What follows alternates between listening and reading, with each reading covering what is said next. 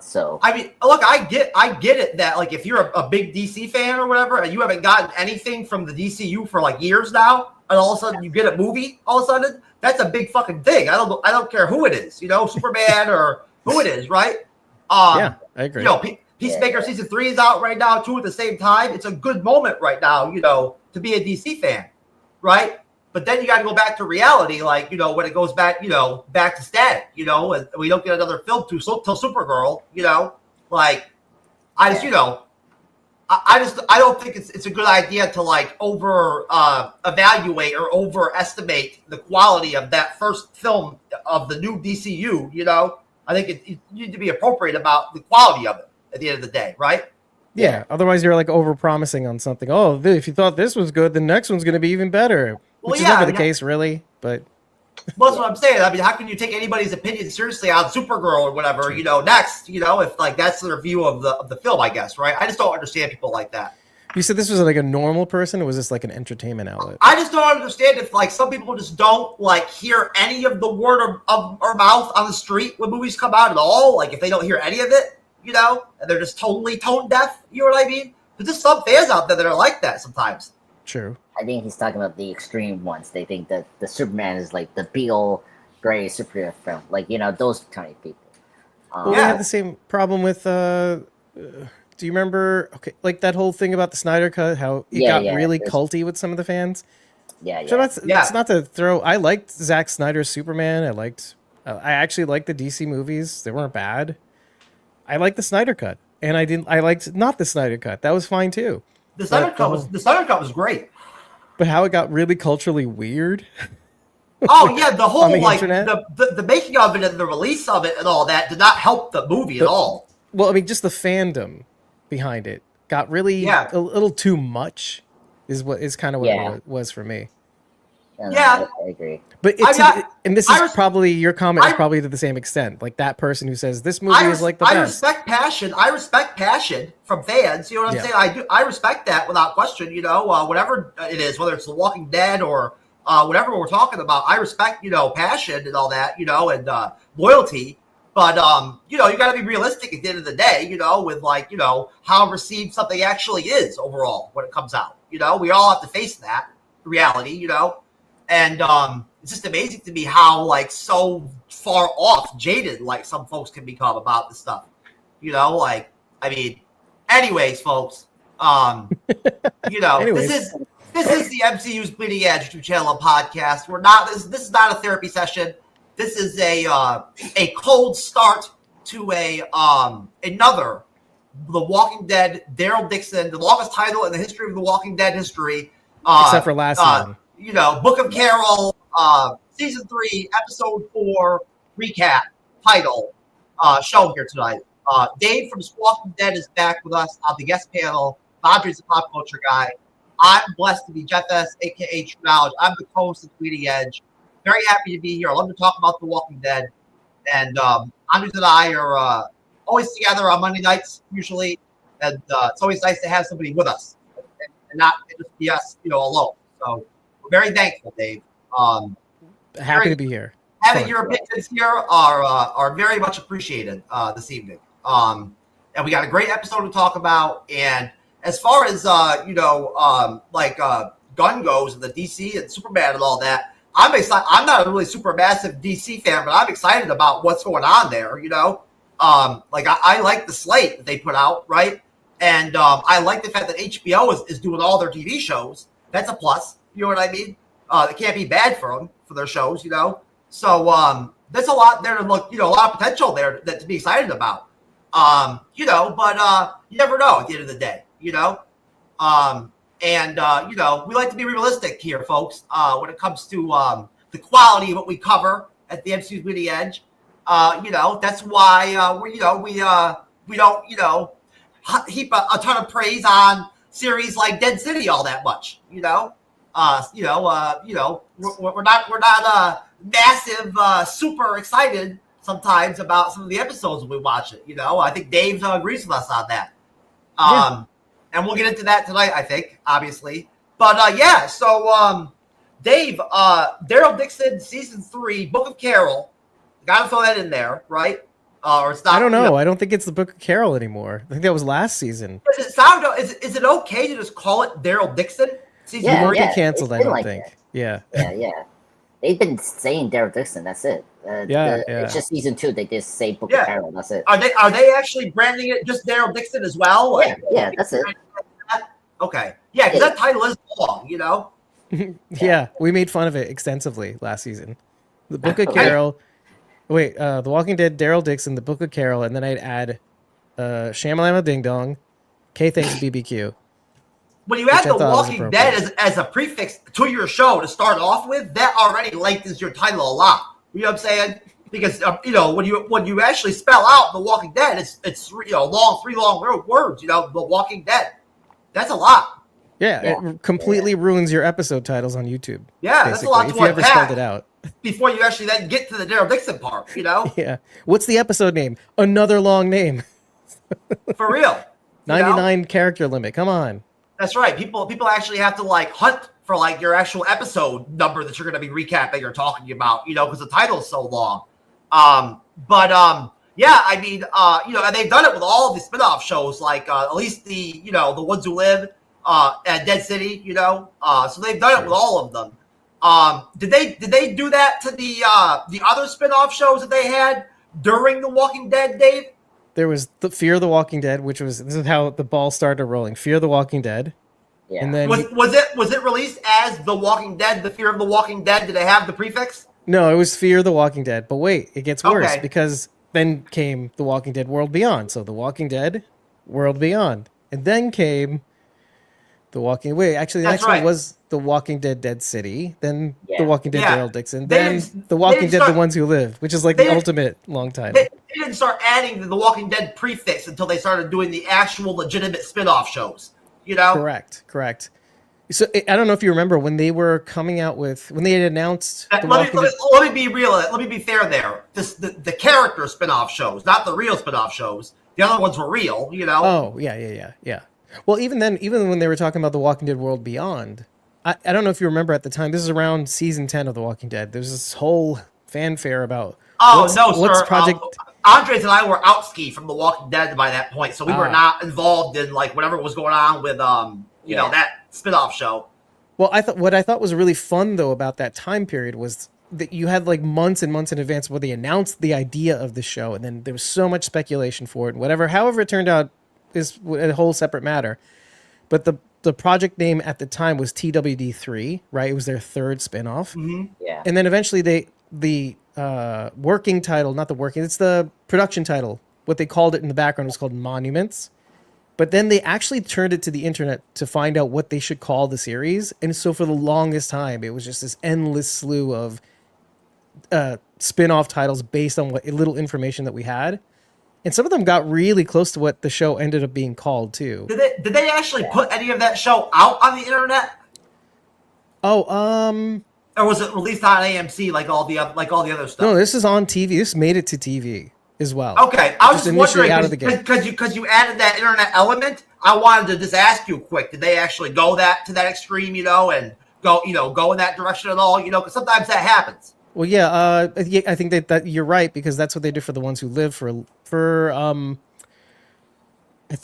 were going to do. There have been some shows that have been made low key that have only come out like on YouTube or on websites and stuff like that. Yeah, the two main ones were The Ones Who Live, who was going to be a streaming only show, and then people rioted and basically it ended up going to TV. But the one you're thinking of maybe was Dead in the Water. Yeah. Dead in the Water was that Fear the Walking Dead spinoff. It was like a spinoff of a spinoff. So because it tied into season 6 of Fear the Walking Dead. And it was COVID and it was weird at the time. They didn't think it was like a one-off. It was like a multi-part mini-series basically that they released on YouTube, to your point, by the way. Okay. I think I heard about that, yes. I think you could still watch it on YouTube, by the way. It was pretty successful. People really liked it. Oh, yeah, because at that point, they were just basically trying to do anything they could to make money off of the brand. You know what I'm saying? Like, anything. As well they should, by the way. Yeah. I mean, that was when, things like Talking Dead and all that were so popular at that time still, because they were so novel. You know, no one had ever had, like, after shows like that, you know? True. Yeah. You know? Now it's podcasts, like the official podcast Yeah. of such and such show. Yeah, So- yeah. That was the sort of like the podcaster like kind of deal like then, you know. Totally. But that was a really cool quirk that they added to The Walking Dead. I liked that. I enjoyed watching Talking Dead sometimes. It was cool. Same. You know? It Even was though like we're called that. Squawking Dead. It was That's like because that we were old- fighting with them. It was like that old fashioned, you know, vibe that you get when you watch an actor or an actress on like like the Tonight Show or something like that. You get that inside scoop with them a little bit, you know. You get to hear them be themselves and talk, you know, in their regular voice and, you know, be out of character and all that. You know what I mean? Yeah, you get the feeling that you're watching an actual show, or like, sorry, you're watching fiction, and you have to remember that these people are actual real people in real life. Yeah, So that helped hearing, a lot. hearing their actual opinions on the show themselves, like, you know, what their thoughts were on playing their characters, getting killed, you know, all Yeah. that kind of stuff. Yeah. It was great. You know, Yeah, it was great. I agree. And there was a lot of hype. A lot of people showed up to watch that show. Yeah, and both of us are keeping that flame alive, all of us. Oh yeah, to some extent, yeah, of course. You know, and honestly, no, but I think at that point, Andres and I probably had no clue what was even going on with that last spinoff they did. I was so away from the Walking Dead universe at that point, I didn't even bother to even find out what they were even doing with that one, you know. But I will say though that as I mentioned before in the past, I did watch the first season of Fear of the Walking Dead. It actually was a really solid TV show. Agree. I think a lot of people say that. At least that first season was really well done. You know, like it was, you know, it was a good start to finish, you know, season of television that, you know, had a story, made sense. You know what I mean? Had some crazy shit happen, you know. A little you know edgy what I'm saying? too. Yeah, a little edgy, you know, had a little darkness to it, right? You know, had some militaristic, you know, vibes going on, you know, and also threw in walkers and, you know, guns and shooting and violence. It was good. And they cast it well, too. They had a great cast. Yeah, I agree.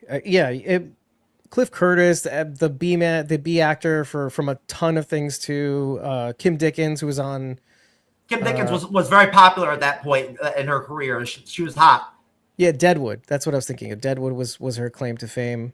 Yeah, She was Joni on Deadwood. Anytime your claim of fame could be on Deadwood, that's a great place to come from.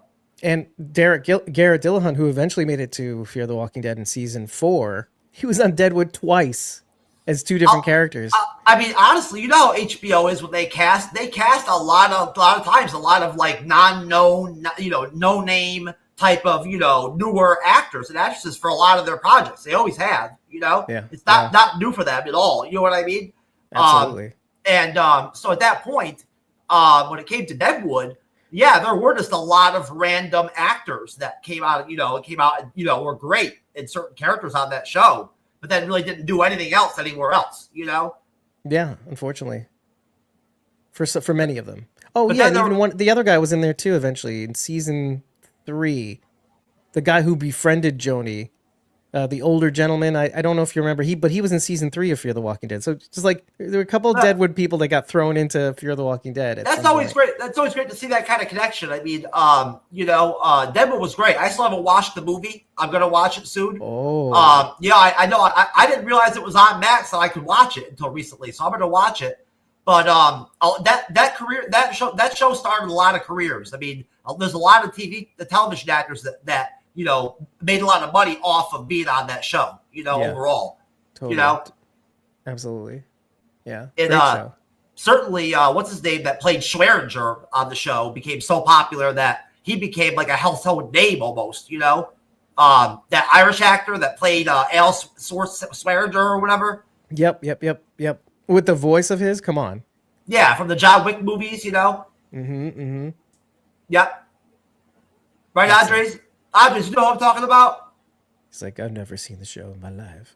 Oh, he's muted. Who are you talking to? Oh, no, my bad. Sorry, I was muted. Ian McShane.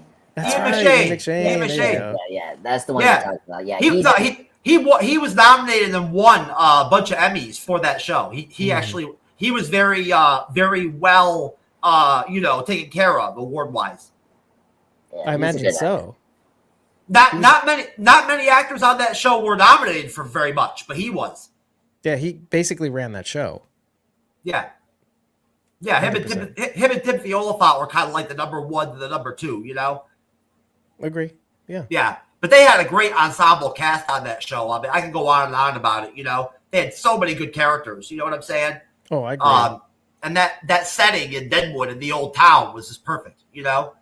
Great television show. Great time in American history too. Just as an aside. Yeah, just a great, you know, great television show based on a great time period in history that made for just a really, really high quality television show. Great writing, great acting, you know. Yeah, it makes me want to watch it again too. Brutal show, typical, you know, even more beyond your normal HBO brutality, you know. They took the sex, the swearing, the nudity, all of it to like a different level. True. This is before Game of Thrones. Yeah, that's true. It was before Game of Thrones. Yeah, it's before Game of Thrones. Like, and then 10 years after that, the movie came out. Yeah, because I mean, a lot of the characters on that Deadwood show would speak like straight gutter, you know, Western, you know, from back then, which was like full of like the most disgusting swear words possible. You know what I mean? So much fun. You know, and a lot of them talk like that. You know what I mean? Yeah. You know, you know, then there was a lot of nudity. There was like rape. You know, there was like really depressing like prostitution. You know, like that was like really, you know, depressing. You know.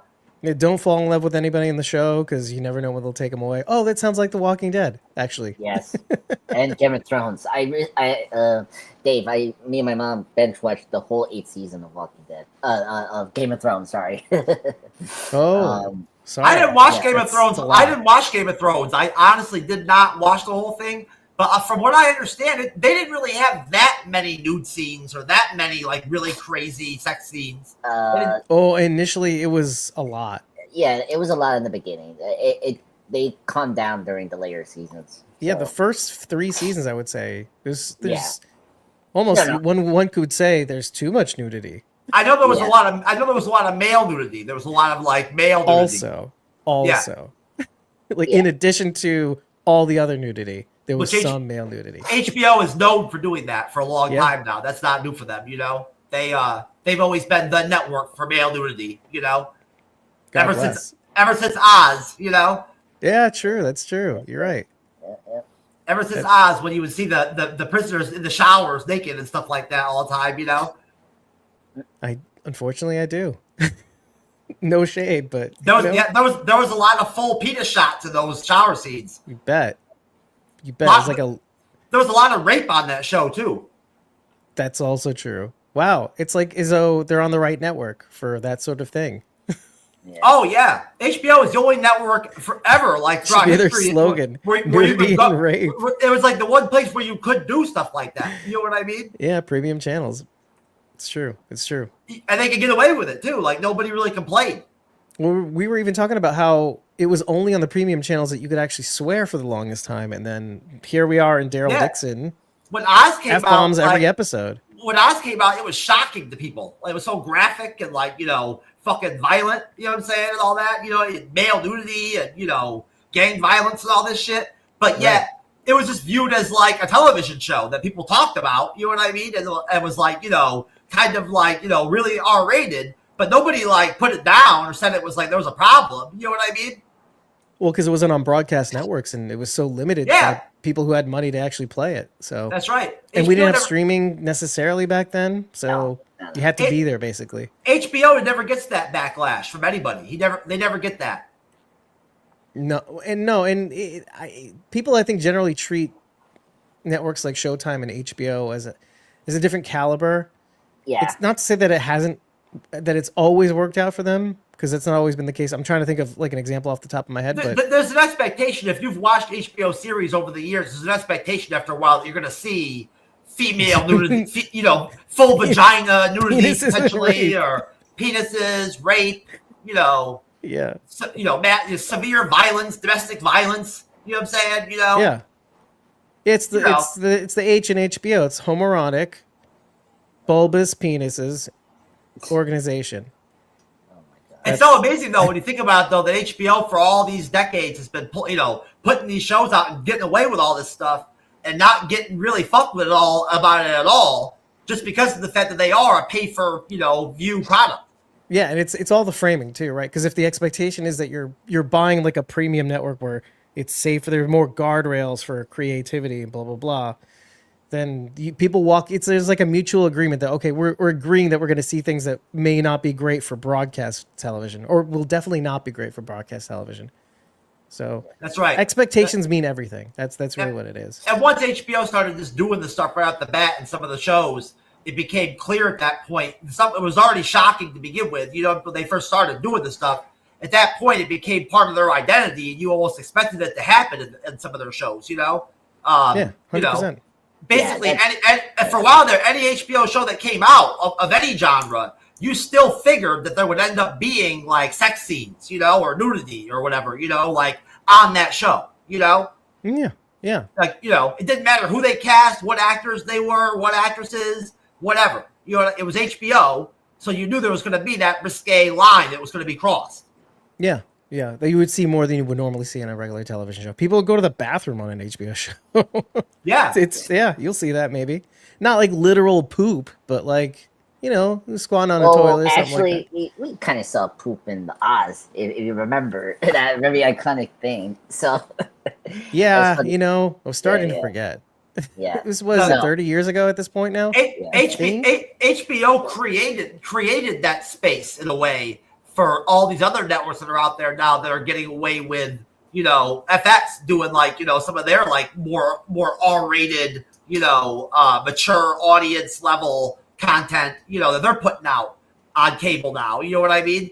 That kind of makes me wonder, because I was just literally touching on the fact that The Walking Dead Daryl Dixon has dropped several F-bombs every single episode of the season so far. Yeah. And how would they cross the line into nudity? They at one point, this was in season 11, I think it was. They showed a nude Walker. Obviously, it's a prosthetic nudity situation that's going on.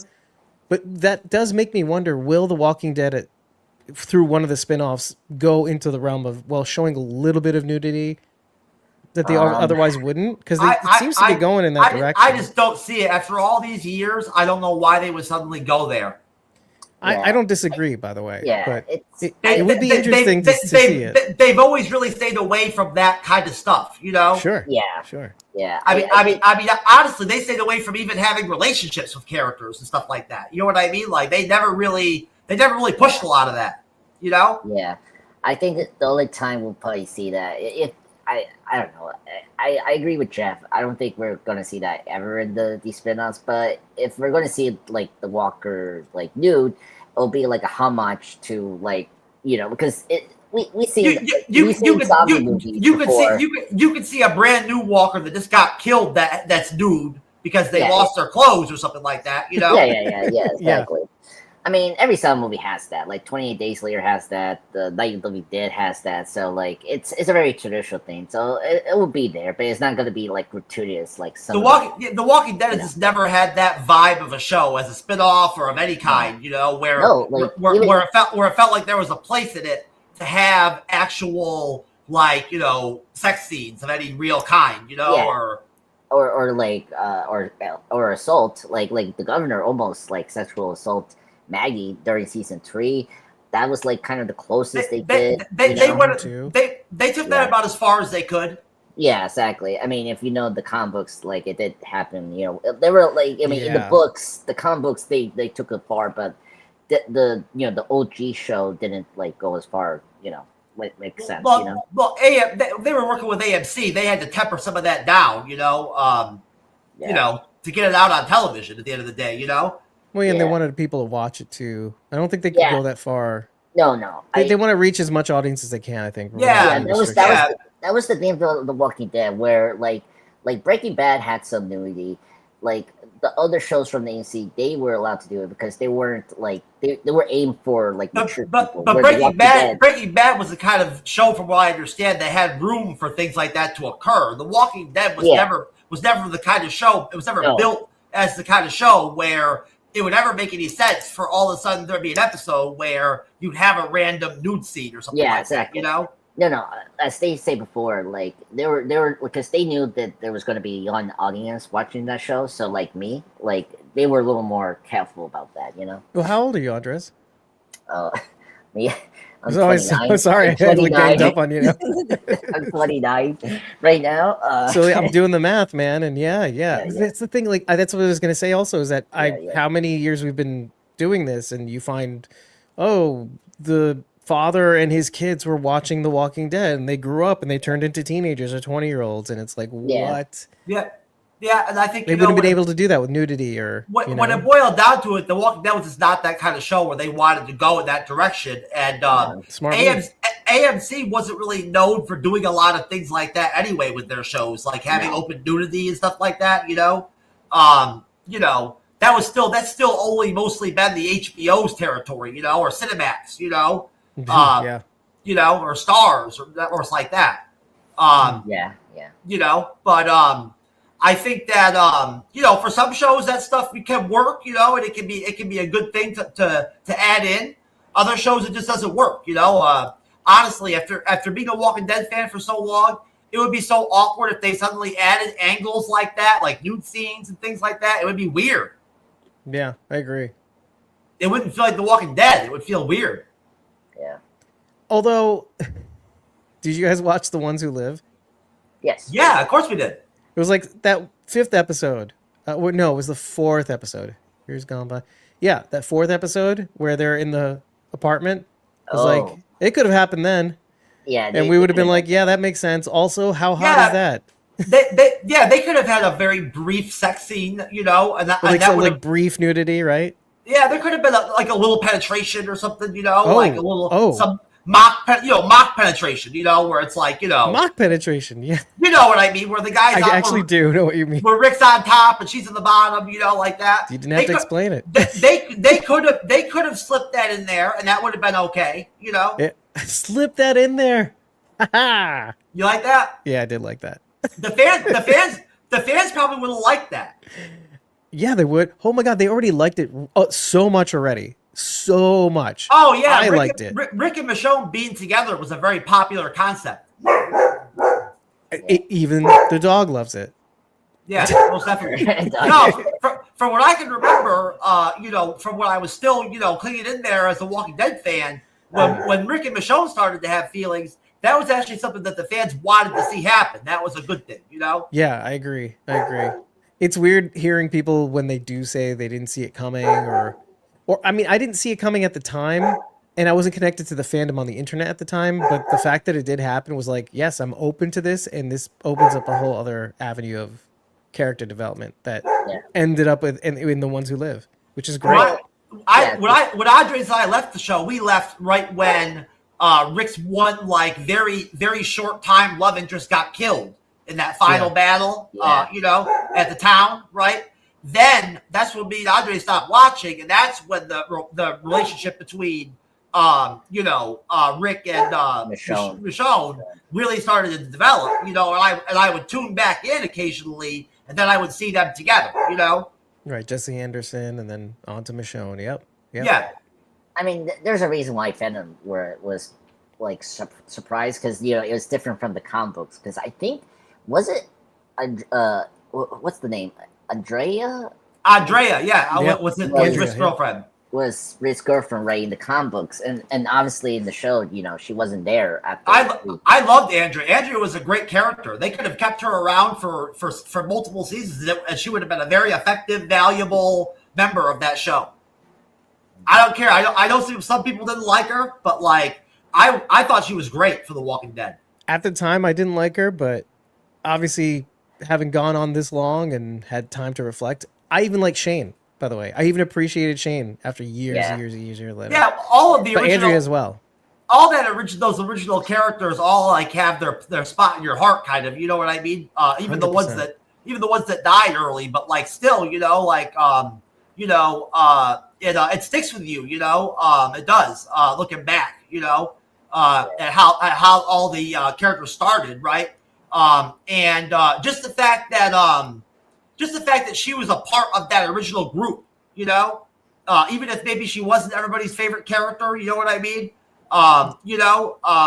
She was a part of that main Rick group in the beginning, and that made her special to me.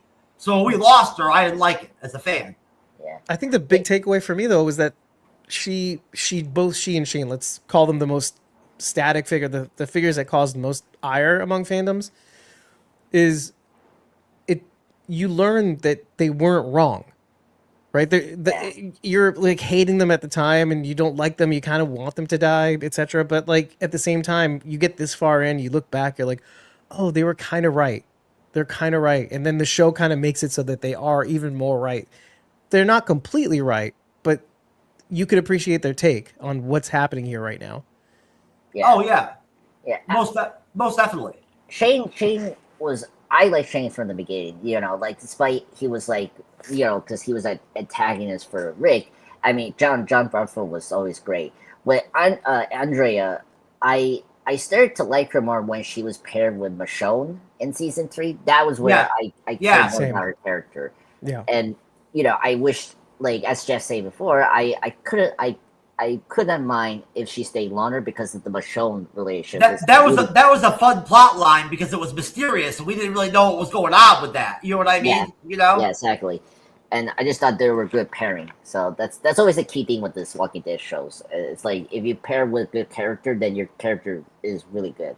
Oh yeah, because Michonne was so cool looking when she first came out of nowhere, you know. So like, with the walkers, with the anytime she was on screen, it didn't matter who she was with, it was great, you know. Oh yeah. It just so happened it was her and Andrea. You know what I'm saying? You know. But hey, at the end of the day, you know, Andrea. I will say that on the show, it would not have made any sense for that Andrea character, that actress, to actually have been with Rick. Like, I could never have seen them having a relationship of any kind, you know? Like, they were not a good fit in any way, you know what I'm saying? No, I agree. That never would have worked for me, like, at all, if they'd ever done that. You know, honestly, Andrea's character was kind of wishy-washy there by the end. So, like, you know, it made sense for them to, like, kill her off the way they did.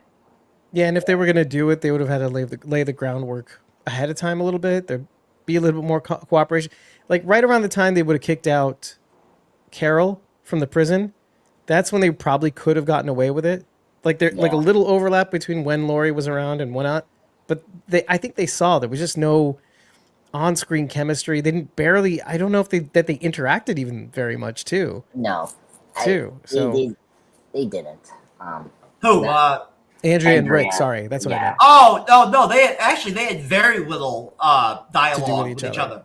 Yeah, and that could have been on purpose to see, like, to bring them, like, suddenly bring them together again, but it just never happened. There were very few scenes when Andrea would be with the group where you'd ever actually see her talking to Rick directly. It never really happened. She criticized him every now and again, but beyond that, it was like, there's just no sparks flying between. For the most part, she was always talking to other characters. You know what I mean? Yeah. You know, well, because other people were giving her even more shit. Let's put it that way. Rick was.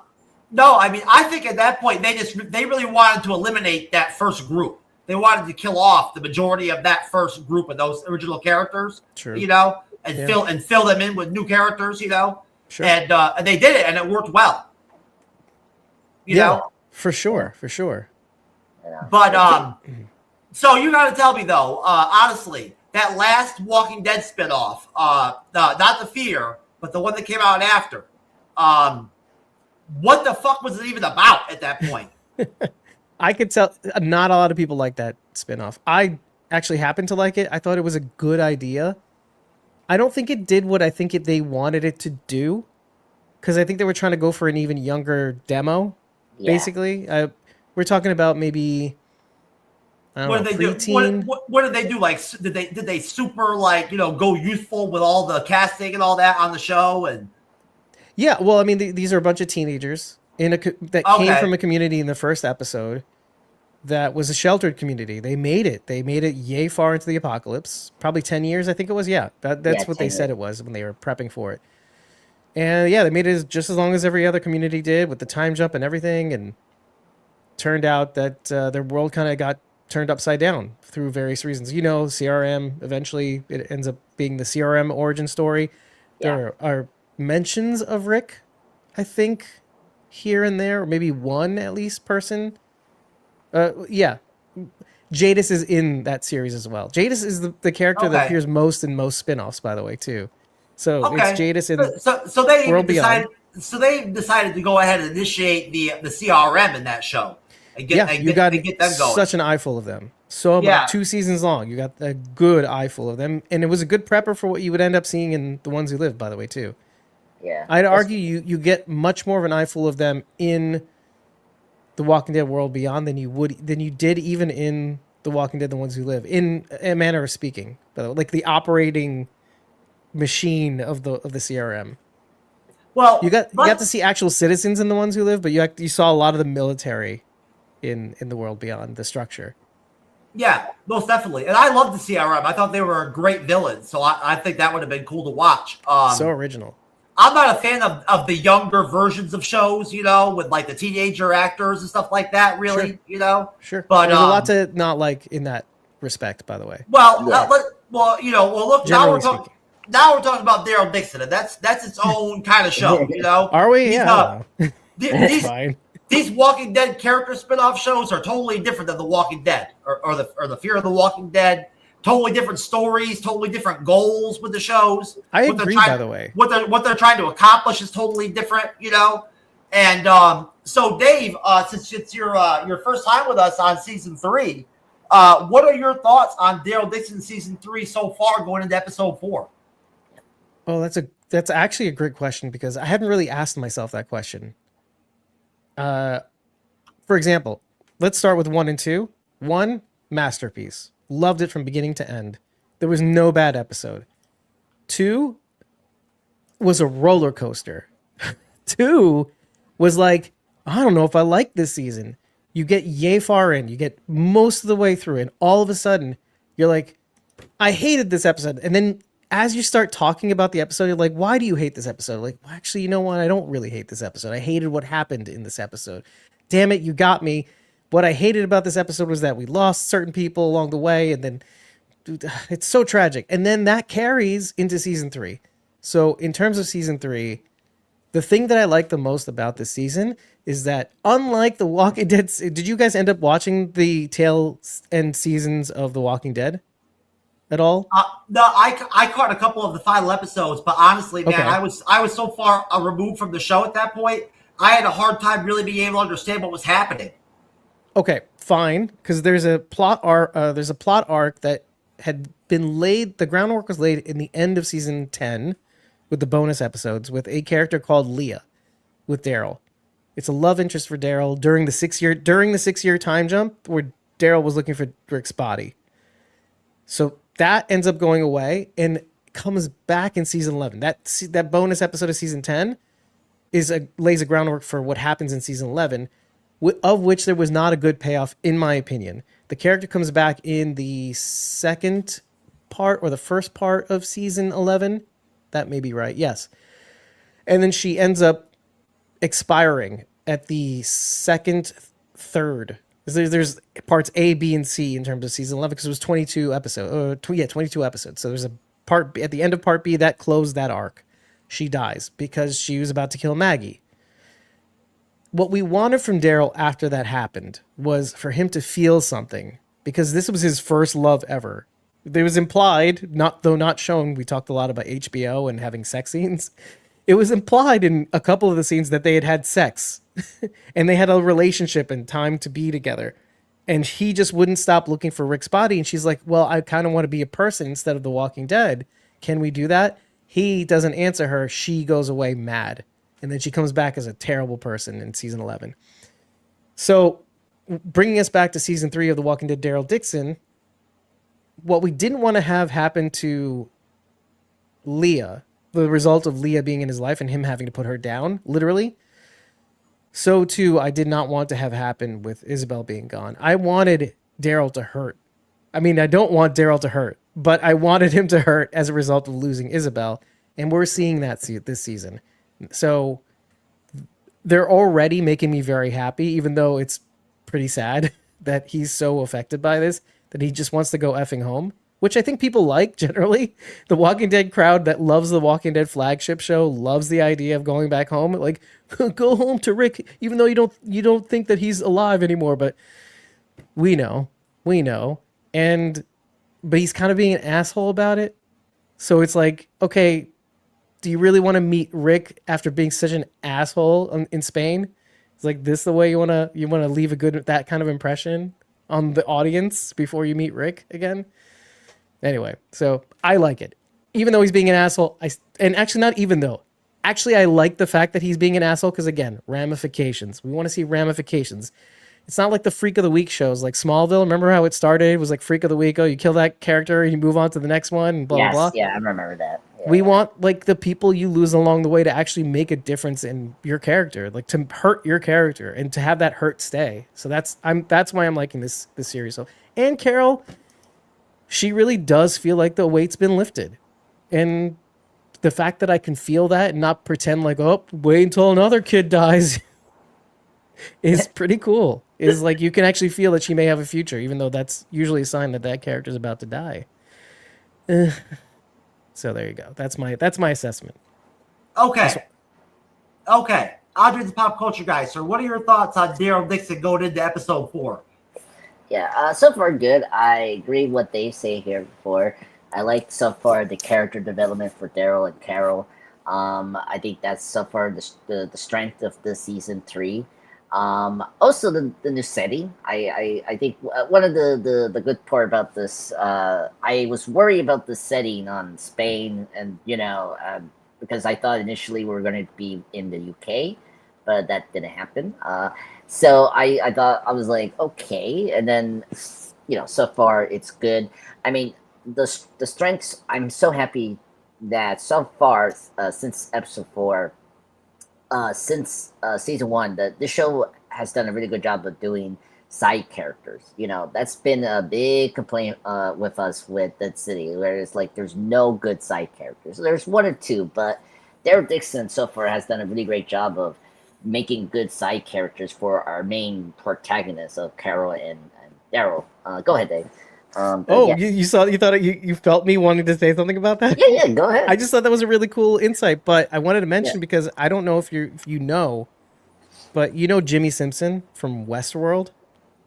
Yes, he's going to be in Dead City season 2. I'm so psyched. He's such a great character actor. He plays the best bad guy, but I also like him as a good guy. A good guy, yeah. He's a really good actor. Yeah, I love him. I heard that news. There was another news. Another actress was joining. Amy Garcia, is it?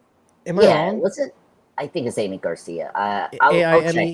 Yeah, I'll check it. But yeah, I think this show has done a really good. I've been enjoying Amy Garcia from the George Lopez from Dexter, the Lucifer show. Yeah. So she's a good actress. She's gonna enjoy it as well. I really like the show's side characters. I was worried because I love Isabel and some of the French characters, and I was kind of worried about this season with these Spain characters. But so far, I like it. I think they are fun. They're very intriguing. I like the plot we have here. With the alliance they have here, and then with this episode we have the this renegade group that wants to take over their place, all that, that's all good apocalypse stuff, which I like. And that's the one thing about this show that's done really good, as Jeff and I've been discussing last 2 weeks, where Disney fails, it's they don't do apocalypse 101 stuff, searching for medicine or food, or scavenge stuff to survive, the survival stuff, which I like that Daryl Dixon does that, and so far I think season 3 is shaping up a good season. I like this more than season 2 because the thing is that with season 2, what I didn't like was it felt like they wanted to move on from the French setting, which was kind of upsetting for me, and with this season I think I'm happy that we're in a new setting. We know that next season is the final season, so I understand where Daryl's coming from. We want to go back home, so I think that's a good strong storyline for this next 2 seasons. So this episode was amazing. I love it. Just wrapping up, I think this was the best episode of this season. The action's great. I love how creative they are with the walkers, which is amazing, which we'll get into. I like the development we get with Daryl and Carol as characters. I like that we not separate them in this episode finally. They were together I understand where Carol's coming from, like where she wants to help out people. I think you're gonna see them together the majority of the time the rest of the season. I don't think you're gonna see them. They're not gonna be separated a lot. Yeah, no. So I appreciate that. So because they're great as together as heroes, and and then you understand where Daryl's coming from. Like he wants to go home. He doesn't want to get involved with this, like people because he doesn't want to get hurt again. Because like I mean. In general, they honestly prefer to be together at the end of the day. Like that's what they want to do. You know what I mean? Just to go out together all the time. It's just that things pop up sometimes. And sometimes one person's got to go one place and somebody else has got to do something else. It happens. Yeah.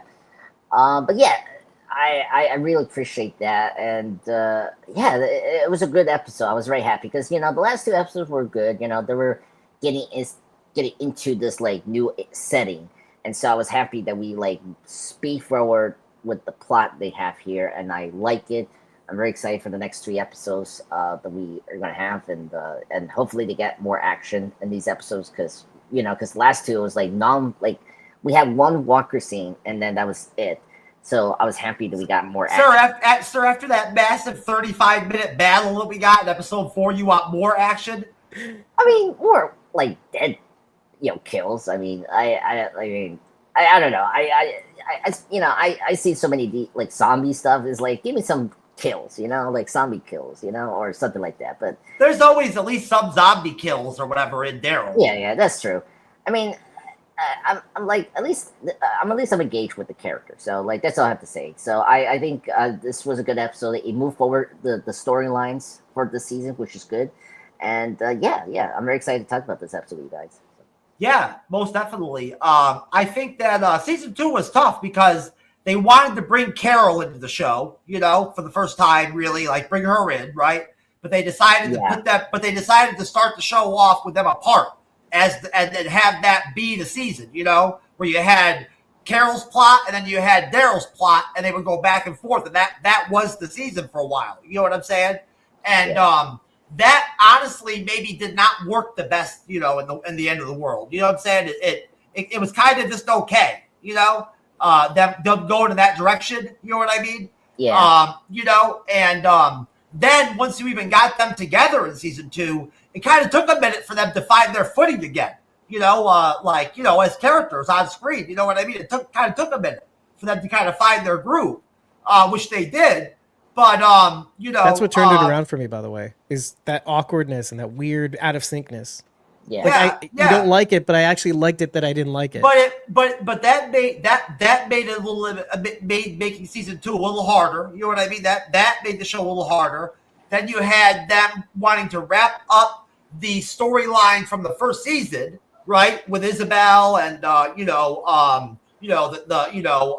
what's his name? Laurent, yeah. Laurent, the church and all that, you know what I mean?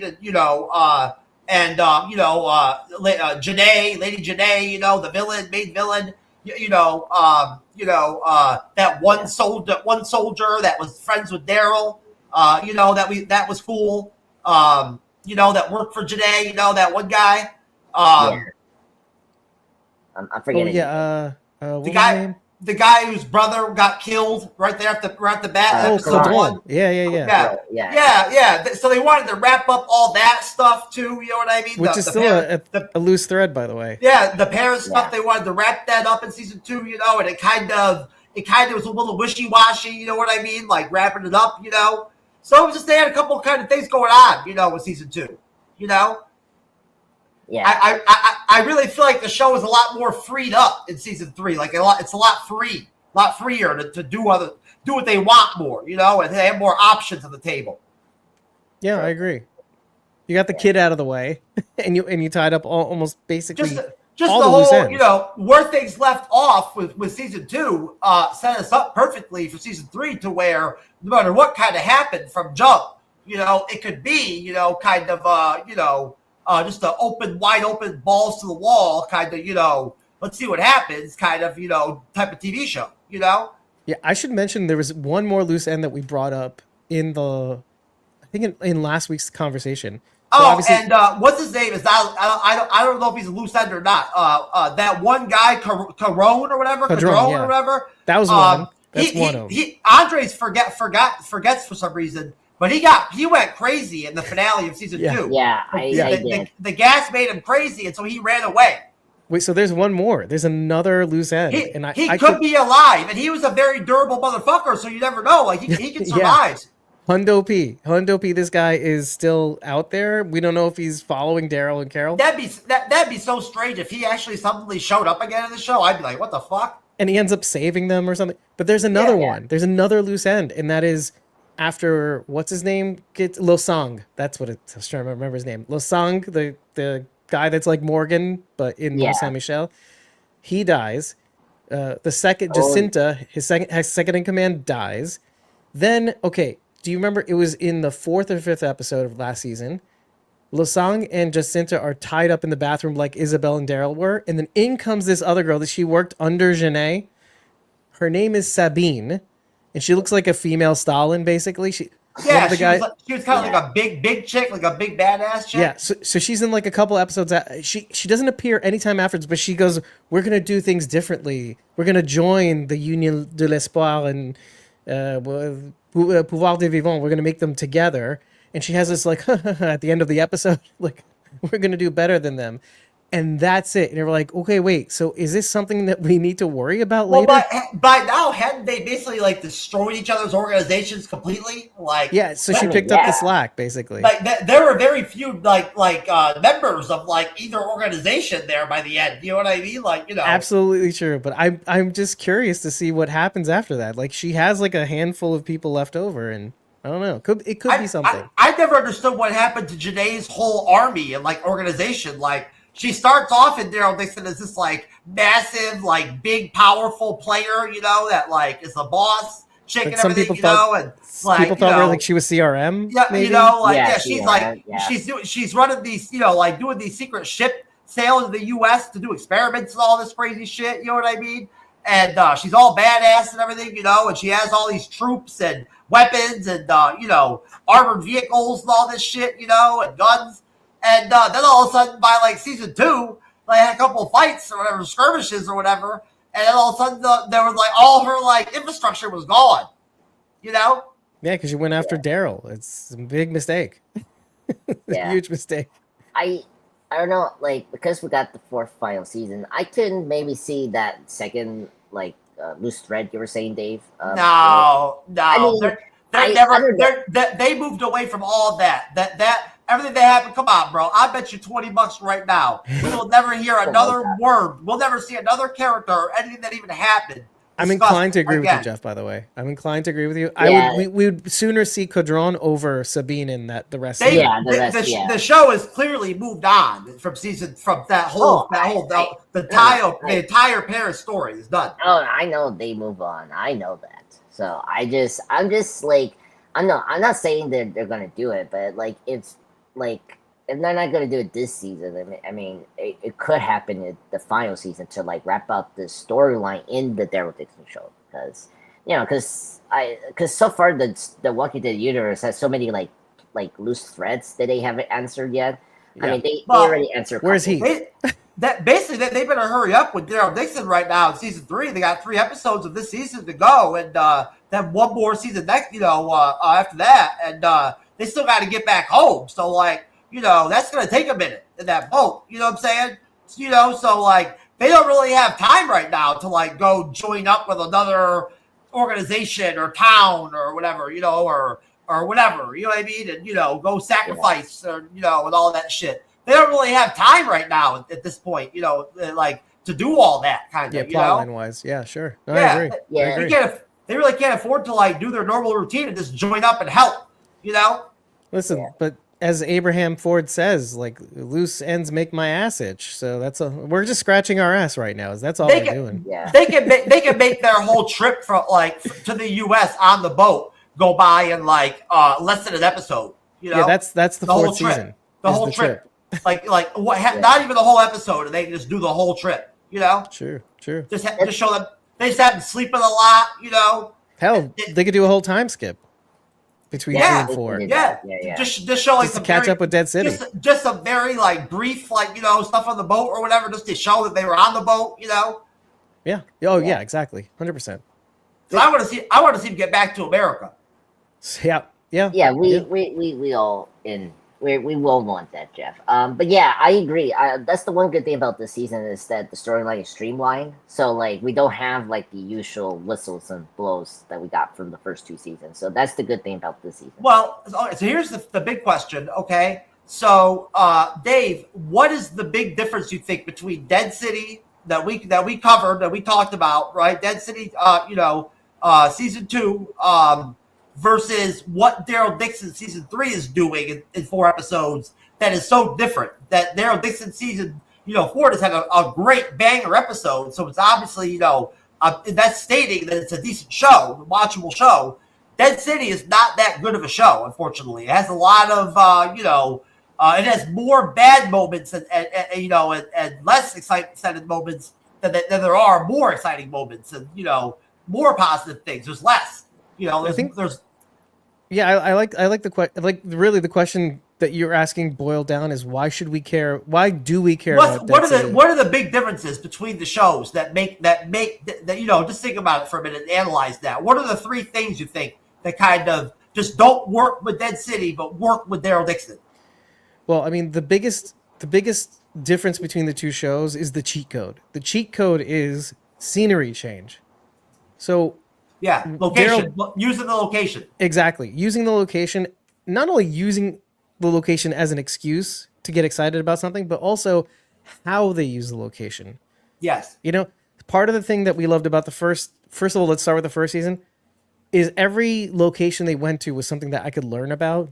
Like the children's school where you find the orphan children and you learn about, okay, that was an actual real place and had real significance. You go to this place, this cemetery, this Jim Morrison's buried here. Why was he buried here? Oh, well, it happens to be like there's so many cool things that they go through that is actually kind of fun and important and ties into the story for some reason.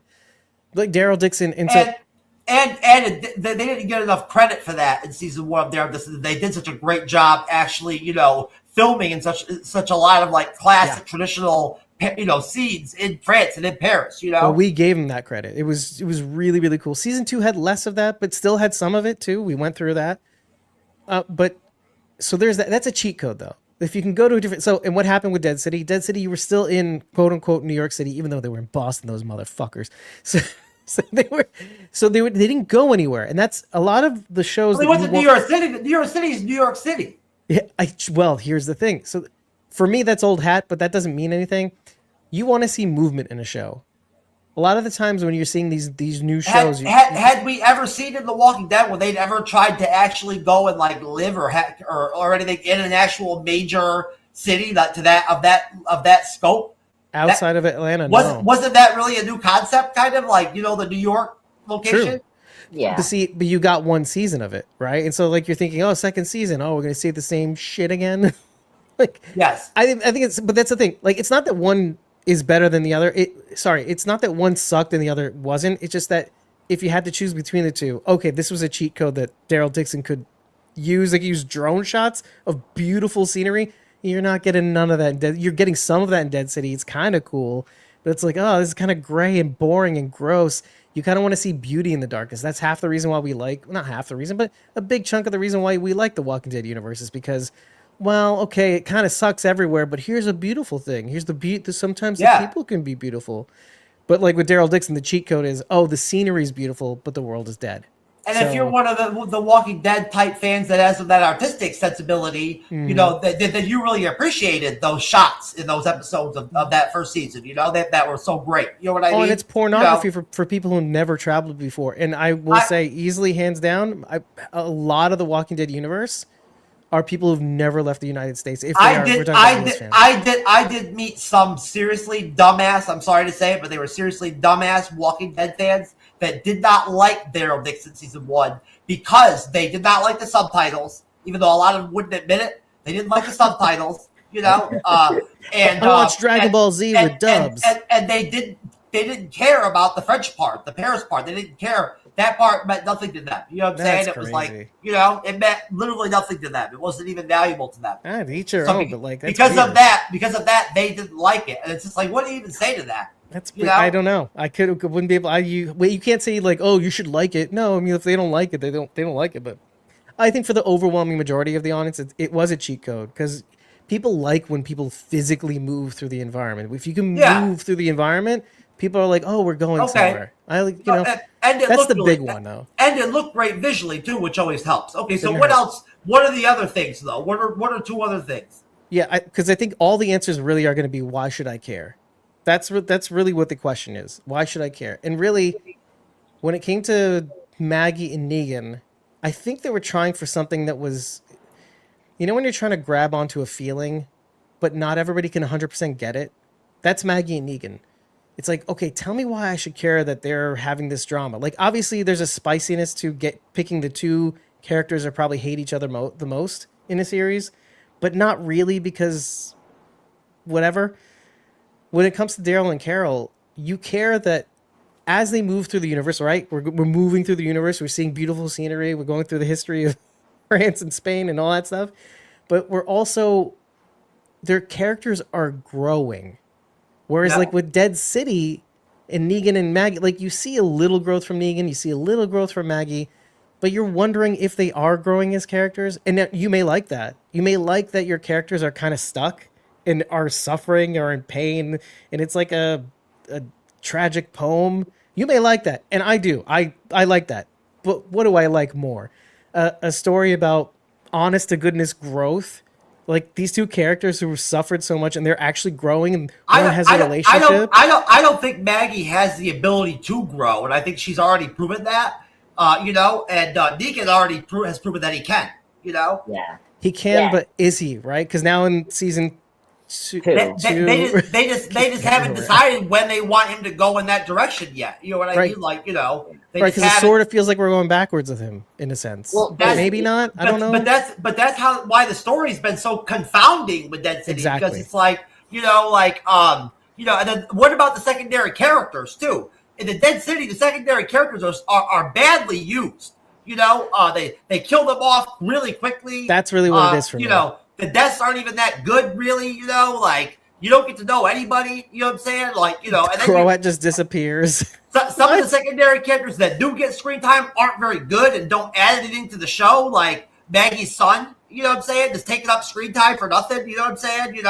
But then you've got Daryl Dixon, and you've got all these secondary characters. That you want to learn their names because they're actually interesting characters, or you like them, or they're entertaining, or whatever. Or you care that they died too, right? So Julie and a lot of people were upset. Or their story is an integral part of the story. So you actually kind of have to know what's going on with them. They're important. Yeah, they make you care about their characters a lot more. Like with Dead City, they killed off characters with that first season, that first beginning part of the season. We got to like the scavenger people, but they got killed off one after until none of them remained. And you're like, okay, so how am I supposed to care about a new character that comes in? Oh, you're just going to kill them. And then in the second season, right, because we were all, we wish we had our recap. We couldn't. Oh, yeah, when they had that meeting with those really cool, other gang guys or whatever, then they just killed all of them. Well, but then, and then by the end of that season, you cared so little about who lived and who died. That was such a dumb move. It made no sense. But then Ginny, right? You cared so little that some of your characters lived or died that when Ginny died, I don't know about you guys, most of us were like, ugh, I didn't feel anything. Honestly, it was sad. I was sad. I was upset that they were dragging out the death and everything. I'm like, come on, bro. I've been waiting for you to kill this character off for fucking, since the beginning. You know what I'm saying? It's the first time I laid eyes on her. Come on, why are you trying to extend her life now? You know what I'm saying? What the fuck is this?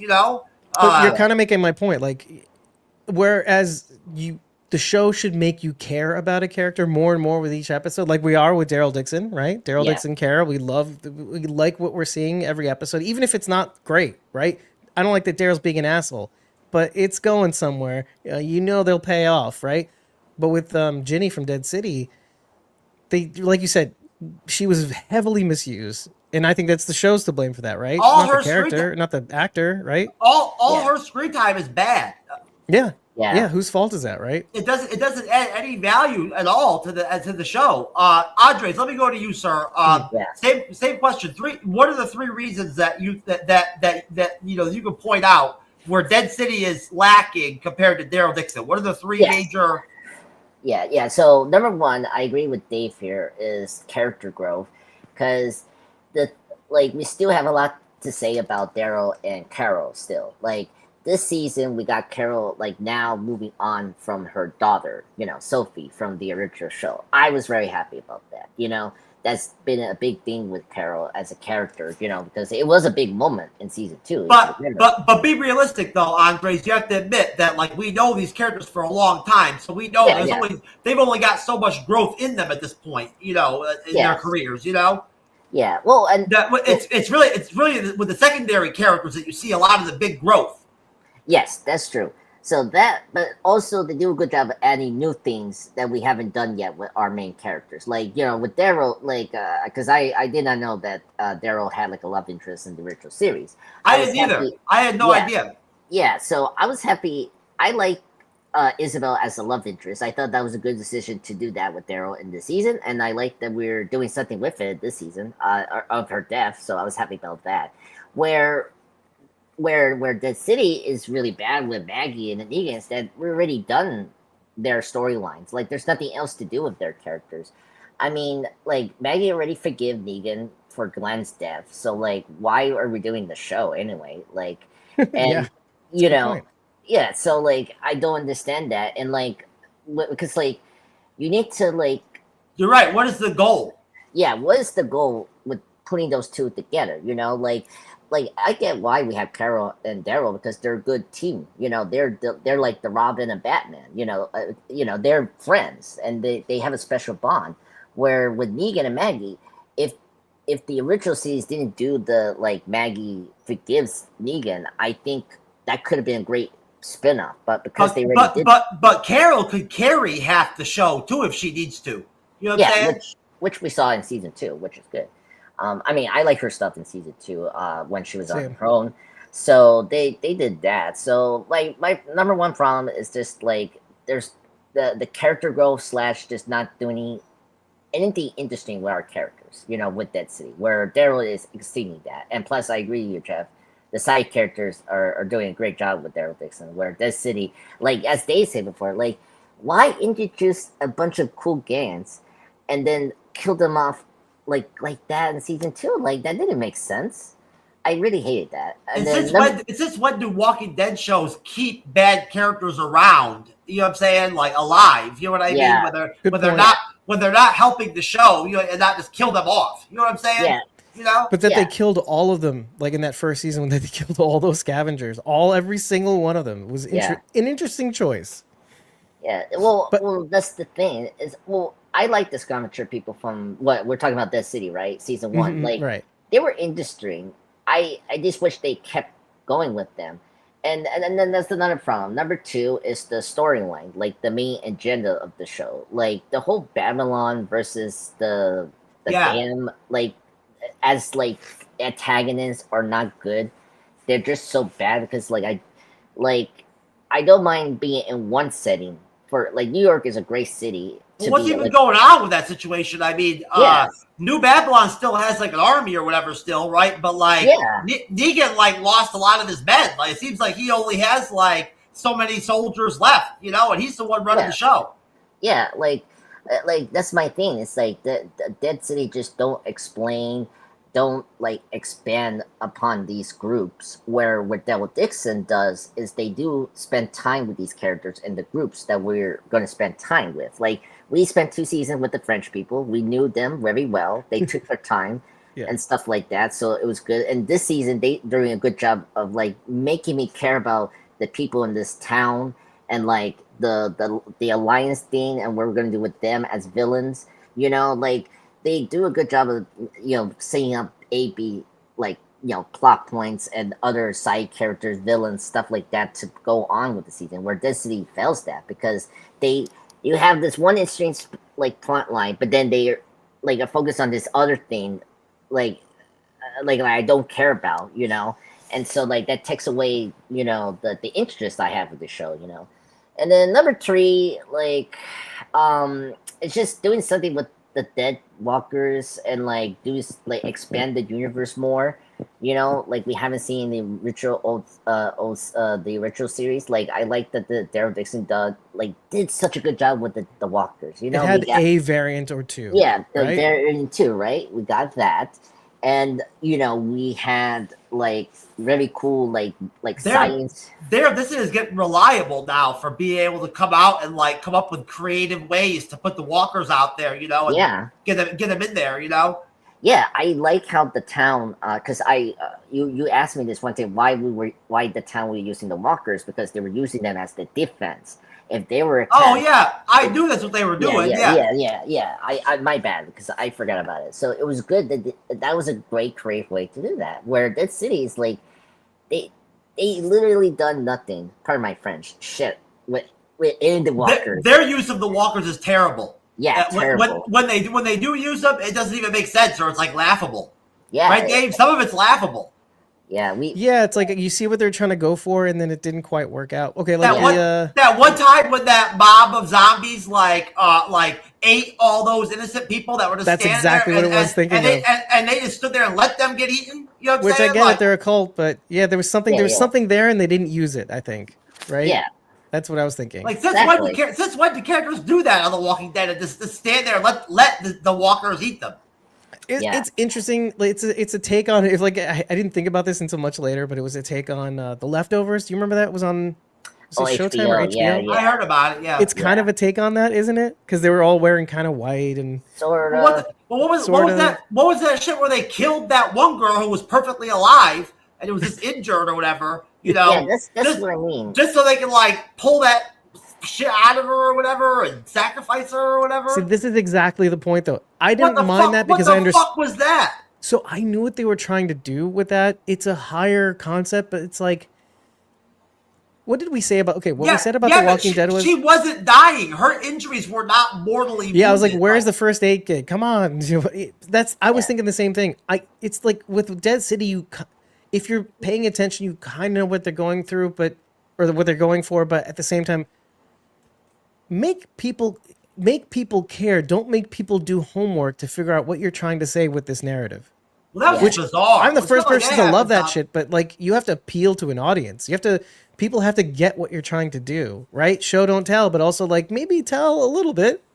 Tell us a little bit what you're trying to do. Yeah, well, that's what I'm saying. Like, there was no great impact that came out of them doing that. You know what I mean? Like, their reasoning for doing it did not, like, make some big difference or whatever, or whatever. You know what I mean? It's just everything you guys are saying, by the way, is just the bottom line answer. The boiled down answer is okay. Daryl Dixon has a linear structure that makes sense. Yes. And Dead City is you see on paper, okay, the main elements, that totally makes sense. This faction wants to fight this faction. Who's the good guy? Who's the bad guy? I get all that. Yeah. But then when it comes to like, okay, a story that involving those elements, so messy. It's messy. Yeah. Well, let me jump in there, Andres. Let me just mention on my end, let me get an opinion here on this. I really feel like all you guys are right about everything you're saying, 100%, of course. But like, you're making good points. But I think that it really, what it boils down to, that is the most key issue, is that we have no clue what's going on with Dead City, like where the directions are going with either character. You know what I'm saying? Like, there's no clear sense at all of like where they're going with their characters, you know what I mean, or what their real motivations are, like internally, we don't know those things about them. You know what I'm saying? Like, they just won't show us. Like, they will not. Do we care at the end of the day? Well, I mean, it would help. You know what I mean? Like, I mean, seriously, like if they want season 3 to be good, they need to put Maggie and Negan together again. You know what I'm saying? Because we've already watched them apart a lot on the show, and it does not help the show. It does not work. Maggie's end is not that good. I think it's great that they all end up together, though. Yeah, I think put them back together. Find a reason for Maggie and Negan to team up for some reason again. Like, you know what I'm saying? Make that happen. For some reason, right? give him a good reason to like, make up. Maggie forgives Negan, and they fight up for some simple, good reason, like logical reason, like to defend, New York City and Negan's, methane organization and all that against the fucking, the marshals or whatever, those assholes, the Babylons, yeah. the Babylon motherfuckers, that would be a good cause, and like a good reason to team up, what's right? really even funnier, by the way? Okay, here's another thing. Remember season 2 of Daryl Dixon? Oh, Carol is chasing after Daryl's trail, like where he's been, what he's been up to, and they finally catch up later on in the season. Yeah.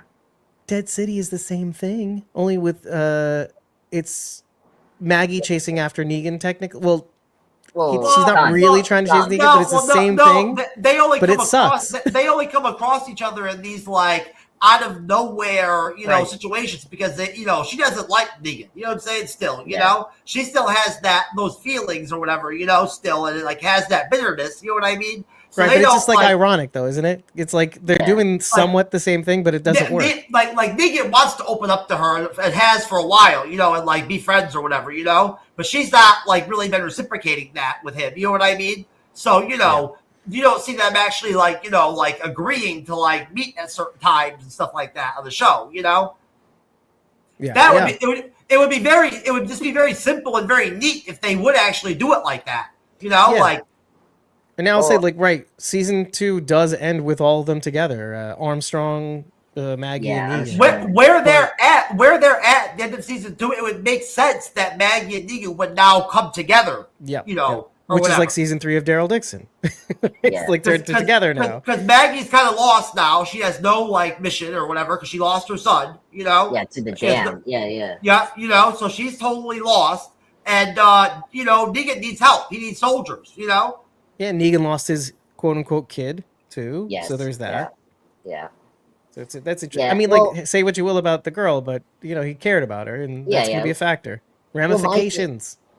My thing about it, there's a fourth point. For me, is the writing is really bad with Dead City. Like, they make the characters not smart, and, like, they make such, like, stupid decisions that really hurts the show, where Daryl Dixon has the least characters that are making, like, rational decisions and smart decisions in the moment. Like, I get why Roberto wants to like rescue at the end of the day, good writing is what creates good secondary characters and good overall episodes. You know what I'm saying? So if you don't have, if you have a show where you don't have good strong secondary characters, and there is issues with interactions with characters, dialogue and stuff like that, that is on the writing.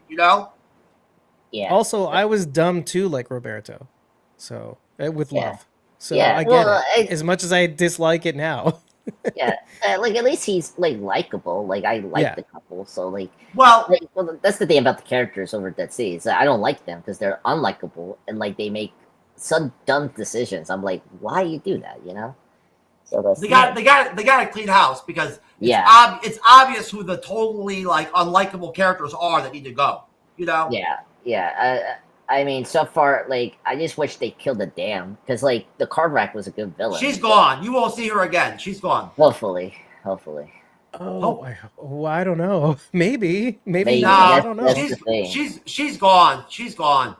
There's gonna be a new villain or something next season. She won't be back. We might not even see the sun again. Ooh, that's something.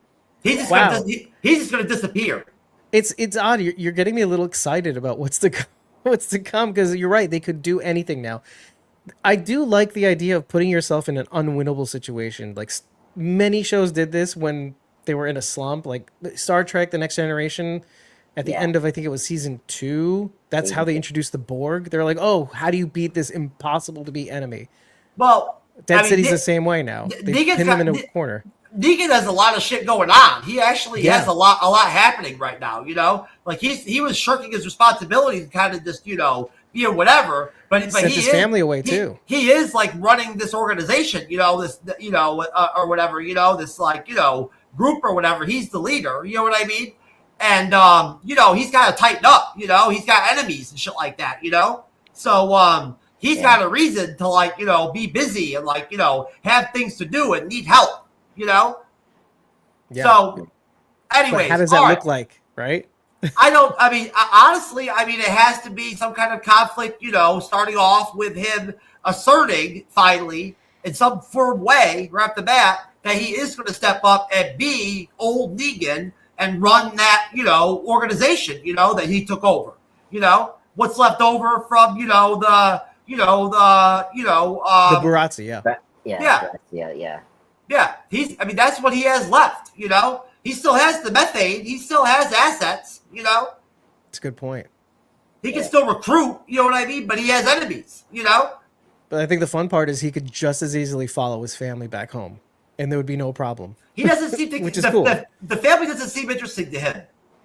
That's the thing. That's what's so compelling. It's like you could do either thing, and it would be totally okay because you have no tie to this methane or whatever. But he just hasn't shown. He didn't even like bat an eye about his family. Like there doesn't seem to be any sense at all that there was ever even a inkling in his mind that was even a direction he wanted to go. You know what I mean? Right. It's the fact that he could, but he doesn't. That's what I'm kind of saying, is that he could, but he doesn't, and why? And then, okay, is this a bigger deal now? Or will we see Rick?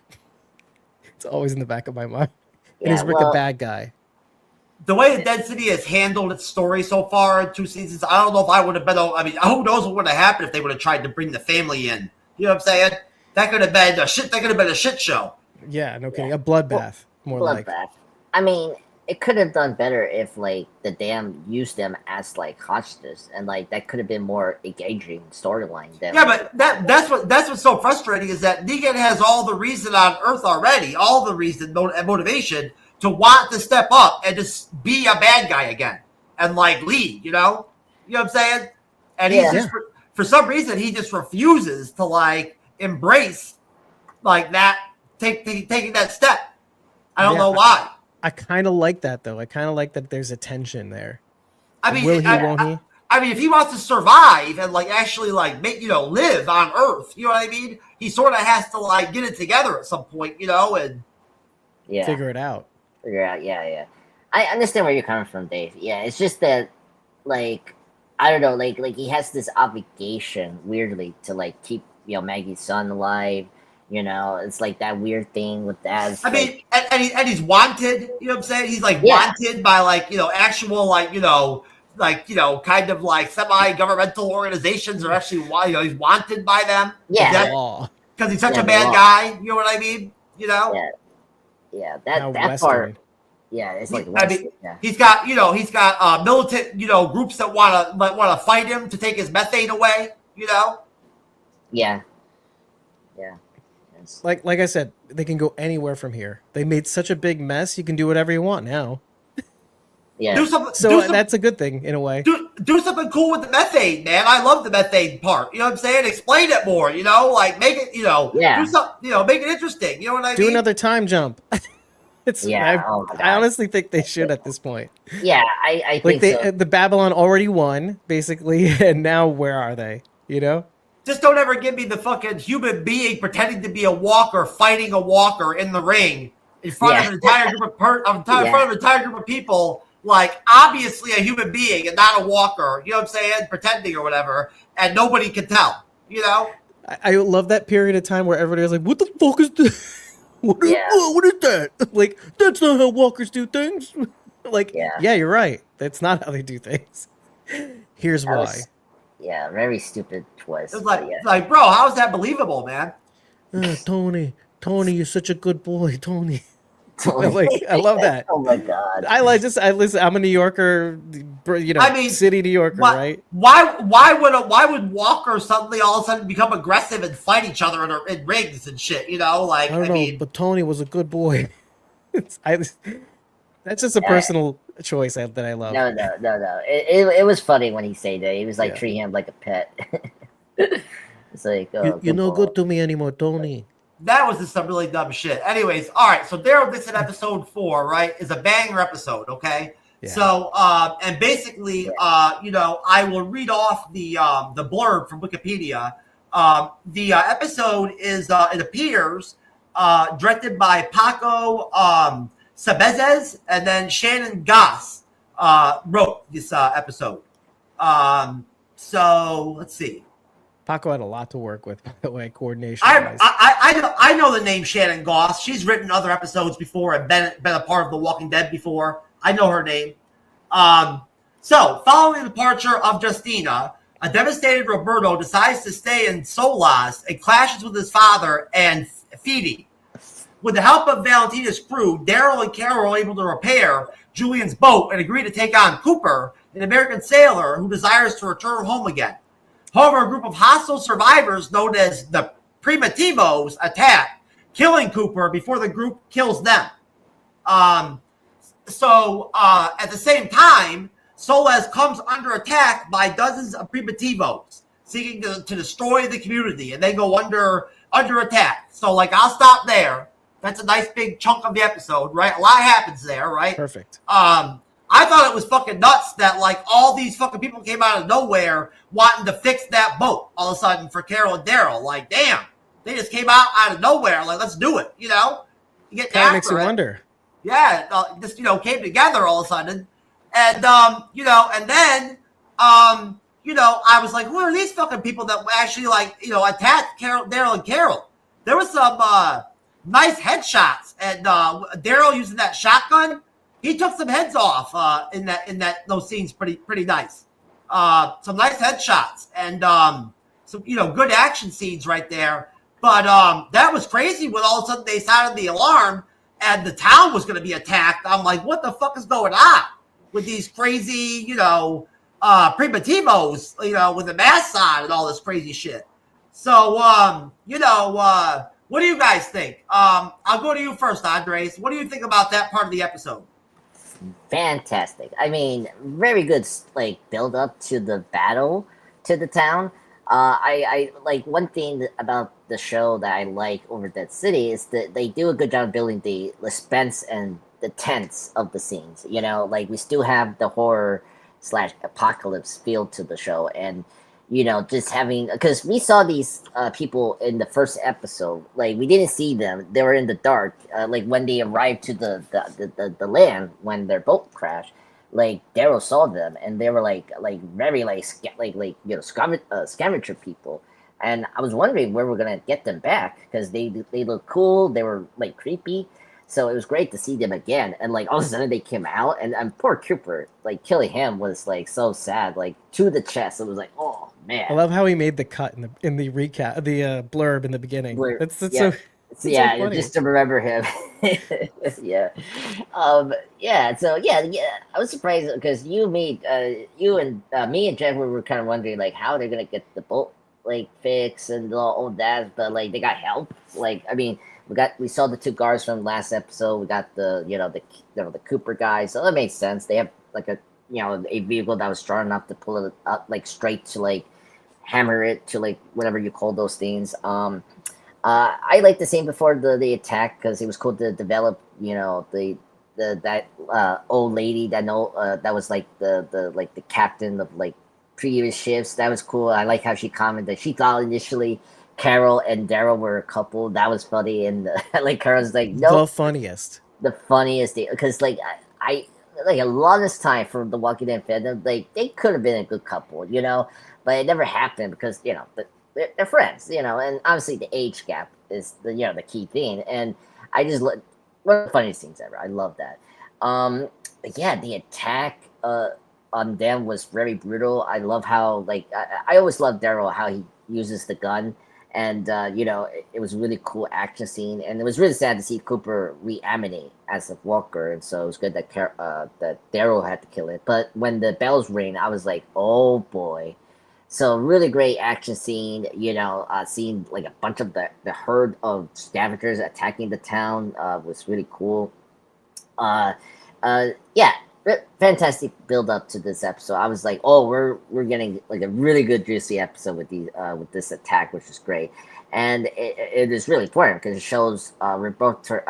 And of course we were dealing with the aftermath of Josephine going to the other town, with the Alliance because of her friend, and you see Roberto like not feeling great, and his dad just telling him, you're too young for the young love. I'm like, dude, like he's like an Agreed. adult. Yeah, I agree. You know, I'm like kidding. I'm yeah, kidding. yeah. I mean, young love, but like, come on, like training off your daughters is like very no. But I get that's you're trying to be keeping the alliance and trading, you know, tradition, whatever you're doing. It's but yeah, so I really dug it. It's such a good, well paced. I love the action. I love how we're building up the last episode from their characters, which is great. Especially Carol. Like you can tell now, like Carol, like she's a mother. You know, she does care about people, and that's just her. And where Daryl, I get, he's the hard ass because he doesn't want to get involved because he doesn't want to fight. The people's fight. But I obviously, he has a heart, it's just like he doesn't like show it right away. So really great opening. Very excited to talk about the midpoint, which was great when we got to the BD guns. I was like, oh boy, that's going forward. But yeah, great opening. Great opening. Okay, Dave. Well, in terms of overall recap, the few things that I liked about the episode is how far Daryl's willing to go to say no, even though, so like Cooper, right? They don't know their ass from their elbow when it comes to sailing. Oh, I learned how to do a knot. Oh, Carol, she knows how to use a little bit of navigation. You're going on a transatlantic voyage. You want Cooper, and Daryl's like, no, we can get by. Daryl, shut the fuck up. Take the Cooper. But as much as I hated it, I like it. Because what does that tell you? That tells you how, again, ramifications, how effed up Daryl is about losing Isabel. How little he wants to do with anybody, because why care about people that are just going to die? And he even says this in the episode. They're all, actually I have this in my notes. I took notes on this one particular piece. He says, what makes you think I don't care? He says this to Carol. You act like you don't care. What makes you think I don't care? Justina's gone. There's nothing we can do about it. She ain't coming back. And he says, hell, none of them are coming back. Everybody might as well be dead, basically. Because anybody we meet and care about might as well be dead, because that's where they'll end up. Glenn died, right? I couldn't save Glenn. I feel like I almost got him murdered. Rick died. I kind of almost got him murdered too, even though he's still alive, whatever. But that's kind of the point. Daryl is just really sick and like he knows he won't lose Carol, maybe, right? But like anybody he seems to care about or stand up for, he doesn't even know if Laurent is alive, right? That's a transatlantic flight. Okay, is he alive? He's been thinking about him. He's wondering if he is actually alive. The other part of this episode that I liked the most was obviously the weapons and looking at the history and what they were and how they were invented. These old submachine gun. We had what's called a ballista, right? Fede says to Antonio, "Get the ballista," and it's like just like the Huacha in season 11 at the end of the first part, I think it was. It's like these little arrow shooting machines. It's just so cool to see all the weapons. But I think the other thing, there's like one other big thing. Oh yeah, and obviously my favorite part. My favorite part was the whole to the Daryl and Carol shippers. Nope. And like it's funny as hell because they've teased it for so many years, for over 15 years, I guess, maybe 15, 14. And the fact that they're both executive producers of the show, and both executive producers said, no, never, nope, made me laugh out loud. Like, and it's not like Schadenfreude, right?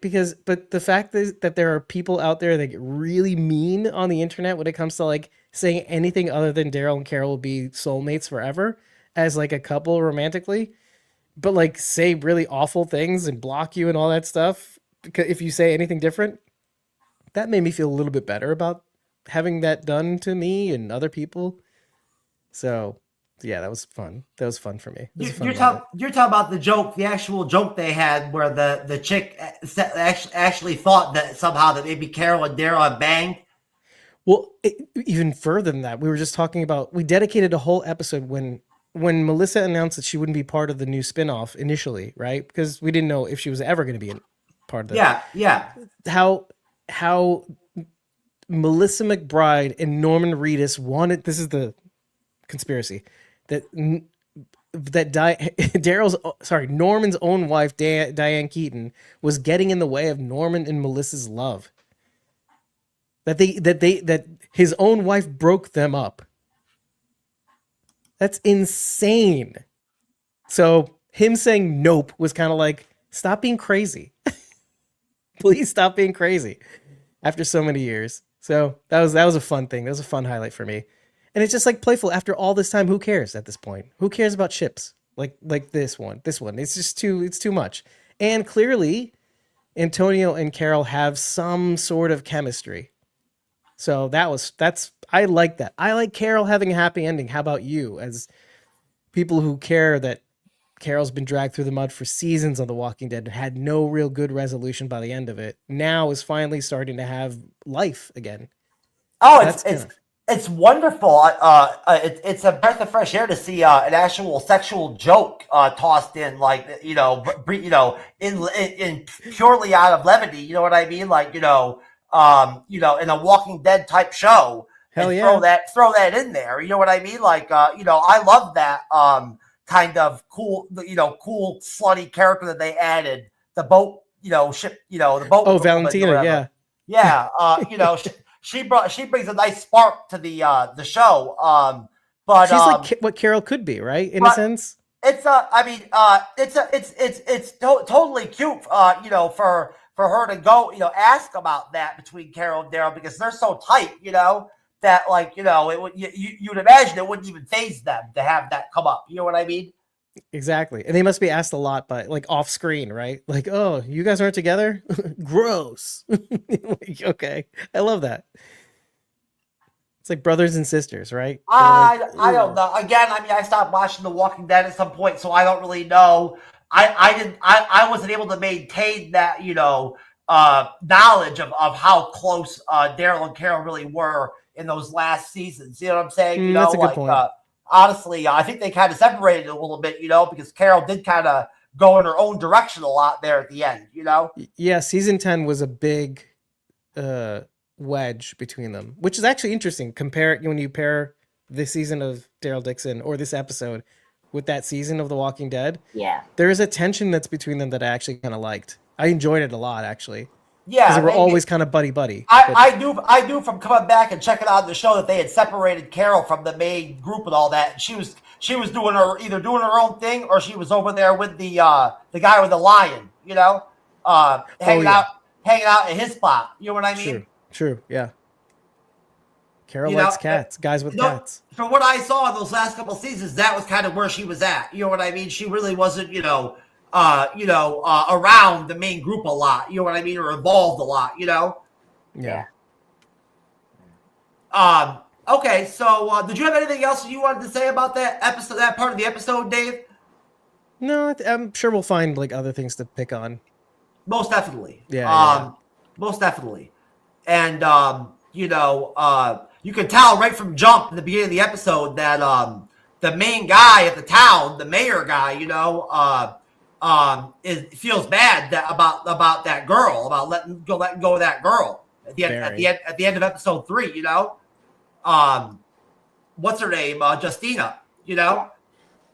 So honestly, it was kind of strange. Like, it looked like they really got a lot done on that boat there for a minute. Like, in some of those montages that they had, they were really getting after it on that boat. But then they went back later on, and it was just Daryl and Carol working on it. And all of a sudden, they looked at the bottom of the boat again, and there was a bunch of holes on it still. And all of a sudden, and like everything. And I'm like, where'd that come from? So yeah, it took them long enough to get it up so that they can work on it. It looked like they really had it going. You know what I'm saying? Like, they were close. You know what I'm saying? But then all of a sudden, again, they went over to Daryl and Carol, and all of a sudden, Daryl was working on the holes in the fucking bottom of the boat and shit, So that kind of surprised me a little bit. You know what I mean? True. Oh, I think they were like just scraping off like the barnacles or whatever, like pretending like they're doing something. No, there was still some like gouges. Okay. In the bottom, like that's right. He was pulling on it with the crowbar, I think it was. Yeah. It looked like they cleaned. I thought they cleaned all that up, but then all of a sudden they were looking at it, and there was still actual damage to like the the hull of the boat. Yeah, I guess so. It's not going to be that easy for them, is it? What Daryl was really accomplishing with that crowbar and all that, and hammering that hole in the boat or whatever, really he wasn't accomplishing anything. That was just one of those, like, because it's a TV show and you got to make it look like you're doing something. You know what I mean? Yep. And then you toss it to the ground like a child, like, God damn, Carol. Ugh. Really, what are you going to accomplish with a crowbar in that situation? Like, you know? Exactly. Yeah. It's just a prop. Daryl's a moody, tragic comic. They have Carol, like they have like a pot, you know, with like she breaks the pot with the steam coming off of it. That could be like food, or it could also be like building materials or something like that. And Carol's over there working on that. You know what I mean? Like, you know, she's busy, you know. And there you go. That's one of the big differences between Dead City and Daryl Dixon. They're always doing shit like foraging for things and making sure they have ammunition for their weapons and looking for tools that they can, you know, that they're useful in, you know, sheds and garages. And in Dead City, they just don't do any of it. Yeah, it's not about survival, like the typical wilderness survival. Well, and that kind of makes sense. They're in New York City, so that whole situation's a little different. But again, it's messy. It's a messy show. Yeah. Yeah. Yeah, I mean, we've come a long way since like the original Walking Dead, where like they would actually like try to, you know, even explain what the food was that they were eating. You know what I mean? Like break it down. You know. Now when they show Daryl and Carol coming into some like new foreign town, there's food and like everybody's eating, but they don't even show where it's really coming from, or like, you know, none of that. You know what I mean? It's a good point. Like that barbecue. Remember that second episode? Yeah. Here's some churrasco. Yeah. I'm like, I'm not even asking questions. I'm hungry. I don't care anymore. Yeah.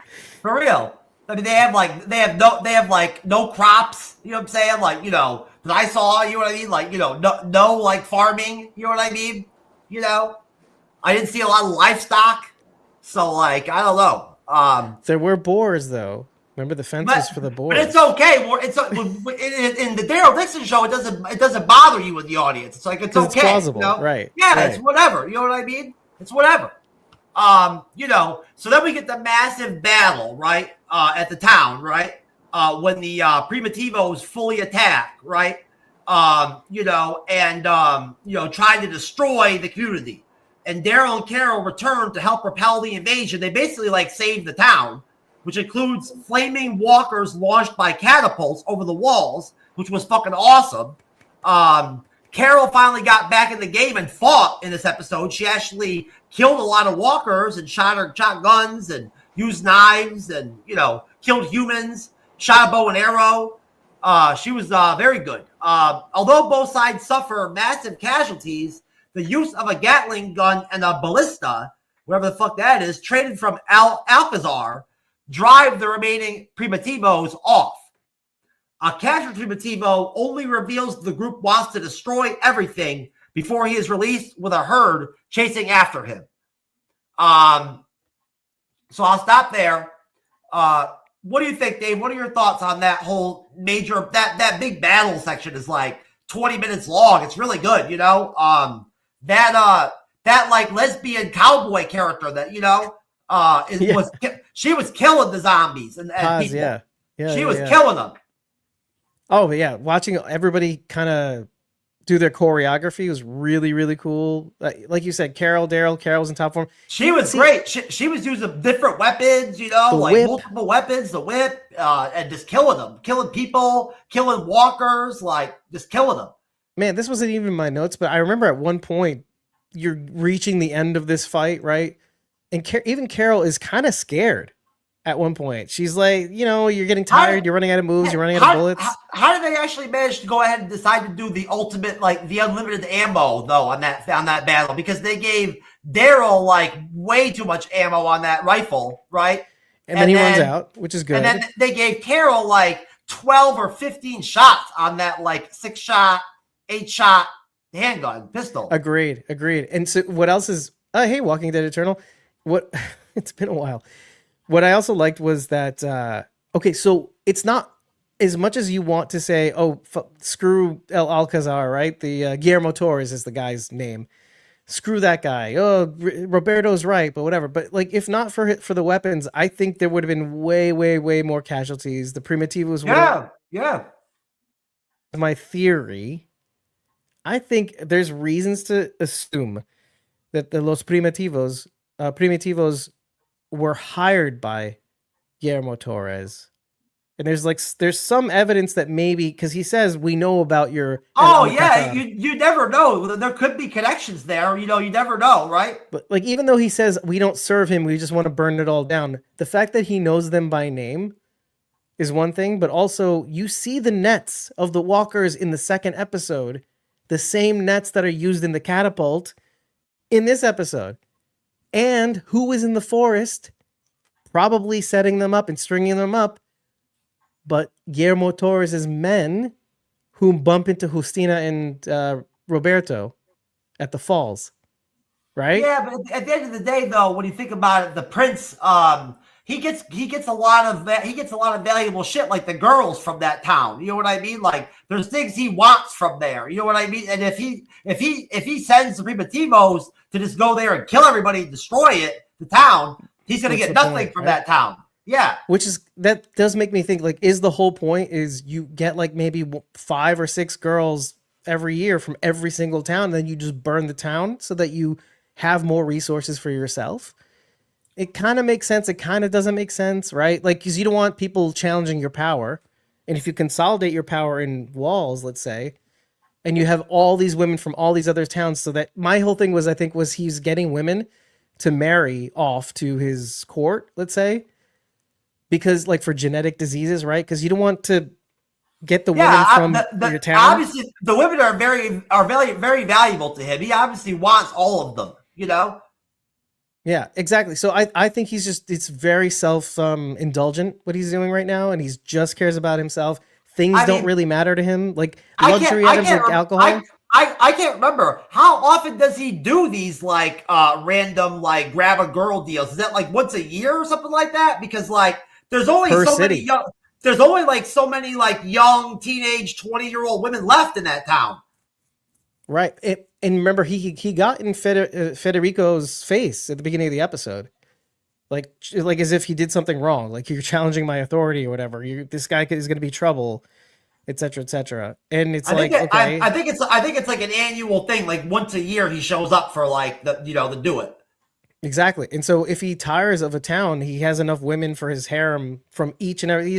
Remember, he has 6 women from this town alone. Imagine all the other towns that he's gathered women from over the years. Yeah, but we still don't even completely grasp. We haven't even scratched the surface on what the women are being used for. That's true. That's very, very true. But it's just interesting to see. I think there is a connection between him being responsible for hiring these people to raise this town for some, and maybe it's just that he wanted to teach them a lesson that could be possible, and he gave them the weapons for them to survive that lesson, let's say.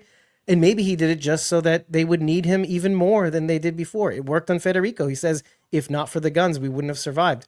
But what if he set up the danger so that they would survive with his guns? That's something to think about. And again, it is the Walking Dead Daryl Dixon spinoff show. So like they can just create that there's more girls in that town. You know what I'm saying? We just never saw like the saviors over. We never saw them in the beginning, but they're there. You know what I mean? Yeah, true.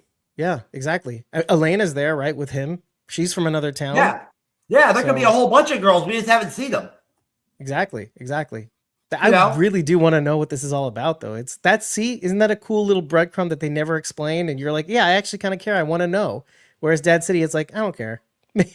Maybe. I thought there was some really good, brutal action in this episode, in that battle scene. Very brutal. The flaming stuntmen, 9 flaming stuntmen, by the way. If you look at the episode Insider, I learned that Yeah, Game of Thrones holds the record for flaming stuntmen, all that appearing on the screen at the same time at 23 people. But that's a show that spends millions upon tens of millions of dollars per episode. AMC is not putting tens of millions of dollars. How about that excellent job that they did making those walkers that were on fire look so cool and so different than the other walkers? Exactly. That's my point. Wow, and coordinated so well. It was so believable. Which is a rare thing for me to say. It's just like, I can't believe what I'm watching. I'm watching people on fire for an extended period of time, all on my screen, all at the same time. That's bananas.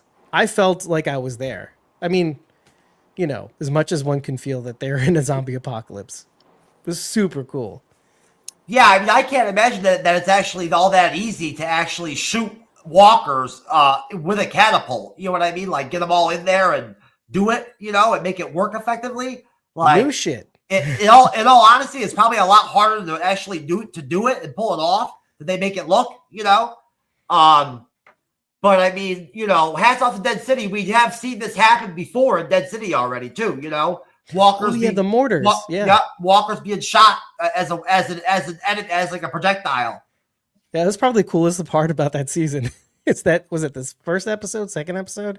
Yeah, I think it was the second episode. Another shitty lesson. That's right? About the chemistry, right? He was telling them about the formula, about what was in the walker stew with the walker, the methane formula that got the walkers to explode in the barrels. And obviously, like we know from this episode that there's some kind of deal where Antonio's father, there's a reason why he doesn't want him with Justina. Like he doesn't like Justina or whatever. But we don't know why. I'm so glad you brought this up. I have a theory, but I want to hear what you guys think. It's some kind of like deep secret or whatever that has something to do with the mayor character, like that guy. It's something to do with him. What do you guys think? And like the father guy and like the mayor guy, Fetty, they used to be friends back in the day, and then something happened. Yep, something happened.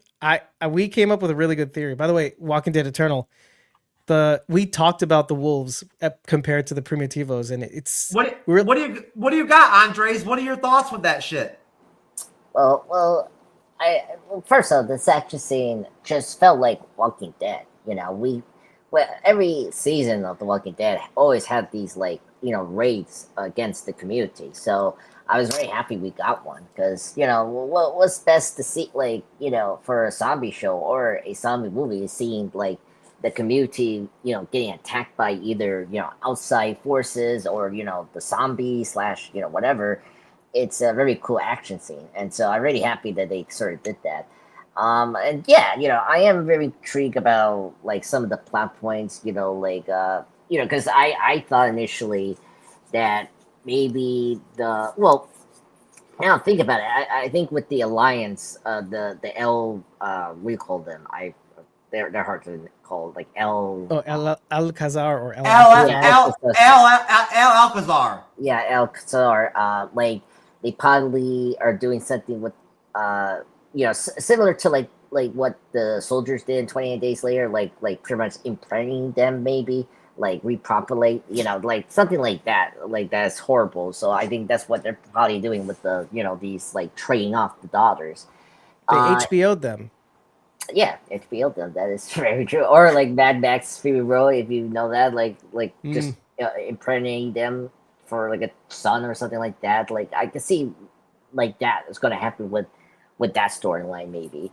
And then with these people, I kind of believe that they are doing it by themselves. I don't know, they're connected to that alliance. I think it feels too convenient that they're just attacking now after the Festivus, because or the festivities, because the general still wants to know what happened to his man. So I don't think he's connected to this. I think it's just a separate thing. But man, seeing the cannibal zombies was a great touch. That's such a creative way to use the zombies, and I was shocked they survived with the fire, which is really cool. I was so happy to see the arrow guns that we saw from the later seasons of Walking Dead you were saying before, Dave. So that was really cool. And seeing the mini guns was awesome. It was very much The Last Samurai, or the Western. One of the things I like about this season is it feels like a Western show.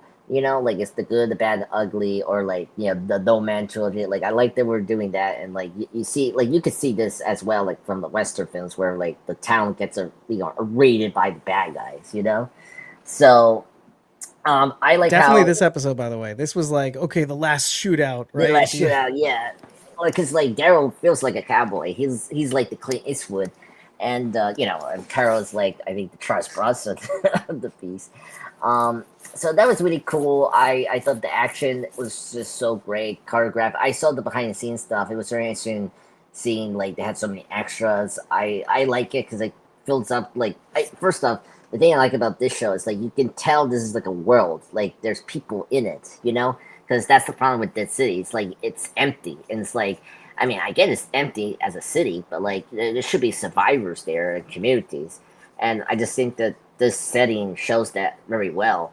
Um, and then after the battle was over, right? That's the end point. Like it was interesting. Like Roberto shows how, you know, despite the tradition with the El Khazar, it's not helping them. You know, because like the weapons can help them, but like they have weapons as well, and they almost like they have a thing that was even more dangerous, like catapulting the zombies, right? And so I like they have maybe more powerful weapons, and so I agree with Roberto. The Linus is not like helping. Like what we're doing here is we're defenseless, and they were not there to help them. Like so why ally them if they're not gonna help them? You know. So everything about it makes a lot of sense, and I agree with you, Eternal. Yeah, Cowboys versus Indians vibe during this battle. Like it's totally that, you know. But yeah, so I think this was a great. I loved how extended the action scene was because I like that because it's fun to see these characters beat up the humans, but also see some zombies action, which is great. Which we got a couple of them, and you saw Carol and Daryl teaming up and using their skills as killers, and I like how the way like Carol was using the mini gun and like stabbing the heads of the zombies, and then you see Daryl using the rifle, and then like using it. It was like it was so cool how they used their weapons, and then like how to like stop their enemies was really nice. And it was sad to see like the one person in town lost his like nephew from the battle, which was sad. Yeah, and then towards the end of it, Gustavo. Yeah, that's Gustavo, right? He loses Alonso, his nephew. Yeah, Alonso, his nephew, and I felt really bad, and yeah, I was surprised that Daryl captured that like bad guy who was going to interrogate. By the way, the uncle, like I was surprised he survived from that shot of his arm, or like stabbed from his arm. I was surprised he was able to survive that night. He's almost got almost be a walker, but like nope. He was a tough cookie. I really liked his character this episode. You can tell that he's having a tough time with the trade-off, and then it was funny when Sticky Fingers Daryl, yeah. Sticky Fingers Dixon. Yeah, Dixon. It's almost like like a cowboy name, right? Yeah, cowboy name. Yeah, it's definitely a cowboy name for Daryl. Yeah. Yeah, I like the rapport that Carol has, because it's always funny when because she knows that he's closing off, and like he's not being himself as usual because of what happened last season. So it's always cool how she's like poking him to like come on, just get over it. Stop being an idiot. Yeah, idiot. Yeah. Yeah, and then towards the end of it, like Roberto taking the cheat made a lot of sense. He wants to save Justine. But man, that black guy who is the second command for the uncle, what was he doing? Like every single episode, he keeps fucking Daryl. Yeah, and then apparently he's saying that, oh, I was shooting the tower. Who's gonna shoot the tires? Towers, and it's like, no, you were gonna shoot the kid. And it's like Daryl was right. You motherfucker. Yeah, that was really strange. Like, because everything in the episode was totally legit. Then that happened, and it was very weird because I had to pause for a minute because the guy was pointing the gun right at the guy's head, Yeah. And then all of a sudden, after Carol and Daryl just like basically, let's be honest, they like basically saved the town from the battle, right? Yeah. Like, yet again. The Jeffy guy turns around 5 seconds later and starts talking shit to Carol and Daryl. Yeah, I know. No shit. Yeah. Yeah. I can see a point where if Justine, like if his niece gets hurt, he will probably turn over because he's just doing this thing where like a lot of characters, he's doing what Rick was doing during the time when Negan was in control. Like you're trying to play up, the alliance, but there's some point where the alliance will break down and he will like turn against that group because he doesn't like this tradition. Like he didn't want his niece to like go like to trade off that other girl from last episode, right? Or 2 episodes ago, whatever. Like, he was very much, like he is, kind of the father figure for her, but what else he's gonna do? Like, he's trying to keep this alliance going, and like, and as he said before during that after battle, like, look, we need these supplies to defend ourselves. Like, like, yeah, they're just supposed to help us, but like same time we can handle ourselves too, So yeah, like all this was really cool and interesting, setting up, towards the third and final act of this episode. But man, I know there's gonna be like a moment where I could feel like that black guy is gonna kill by Daryl, because he's gonna be that one character is like, I'm gonna kill Daryl, and it's like he's gonna be a nuisance or something like that. I could see him be like a traitor to the uncle, like, maybe he's like a mole or something like that. Yeah, that's what it feels like. Yeah, it feels like it, because and also did you notice, like, in the second, third, and even this episode, every time he's in a scene with Daryl, he's given the stink eye. Yeah. And it's funny as hell too, because it's like, what is this guy giving him the dirty look for every single scene? He's like walking down, he's like, it's like, yeah, you motherfucker. I don't like you. Yeah, I don't like you. You're racist. Daryl's like I'm thinking in his head, like, what did I do? What? Yeah, I'm like looking at this like, this is fucking hilarious. Yeah, it's like, it's that typical Western thing. Like, that happens a lot in Westerns. Like, you got this one opposing character that doesn't like this person, but then later on he will like start to like meddle a little bit, and he like spits in the street, he goes "Ptwee," like he just spits his chewing tobacco at him. Yeah, like nothing happens, but he just gives him the stink eye and goes, like, yeah, it's so funny. So it's That's so great. funny. That's a great insight. Yeah, great insight. Yeah, so I really like this midsection. It's just so well paced. The the action was great. The characters are doing what they're doing, which is great. This is like pure Walking Dead stuff, which I like, and I like that we got this extended thing, which is good. He was mugging Daryl. Yeah, of course. That's the perfect word. Mugging Daryl. Mugging Daryl. It's like, it's so funny. But he will turn around and will side with Daryl, because he will see the arrow as well with the alliance. It's like the town people don't like this alliance. They don't like this tradition. It's a matter of time the uncle and that person had to realize that this is not going to work, and Roberto was right, So they will turn around and they will help Daryl to like either kill them, whatever, towards the end of the series. So I can see that happening.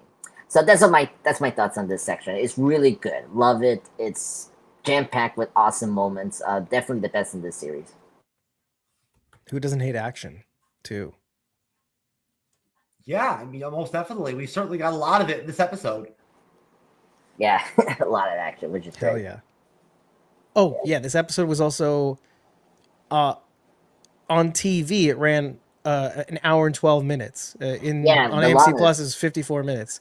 Yeah, you felt it. It's on AMC Plus. I thought it was 50 minutes. It was 54. I thought it was 50. It's something like that. Yeah, it was. Oh, okay. It was 57, like a little bit, like an hour half long. Yeah. And the episode insider and all that stuff. Yeah, all that. Yeah, all credits, stuff like that. It was funny that I saw that time. I was like, really? But 50 minutes is still a nice long episode. It was a nice long episode. Yeah. No, I like it too. I was happy about that, because last week was kind of short, I think. They've been giving us pretty solid long episodes so far this season. Yeah, they fit in the hour time frame, but this one went 12 minutes over, which, they've been doing lately too. Occasionally they give us a big whopper of an episode. Yeah. So, and this is technically the middle episode of the 7, so I guess it makes sense. Yeah, I like 4 out of 7. And they do add all that automatic add-on stuff, like how the making of the episode scenes and all that, the director stuff and all that, that's all tacked on to that time, Exactly. But yeah, I've been happy with the length of the episodes. I think they've been perfectly long. They've been fitting in, the story perfectly well, Okay, so basically the way the episode wraps up is that after the major battle, and the captured Primitivo dude revealing that the group only wants to destroy everything, Feed uses this as proof that Soles needs Alcazar more than ever, but Roberto steals a Jeep to go after Justina. Carol and Antonio go after him, accompanied reluctantly by Daryl.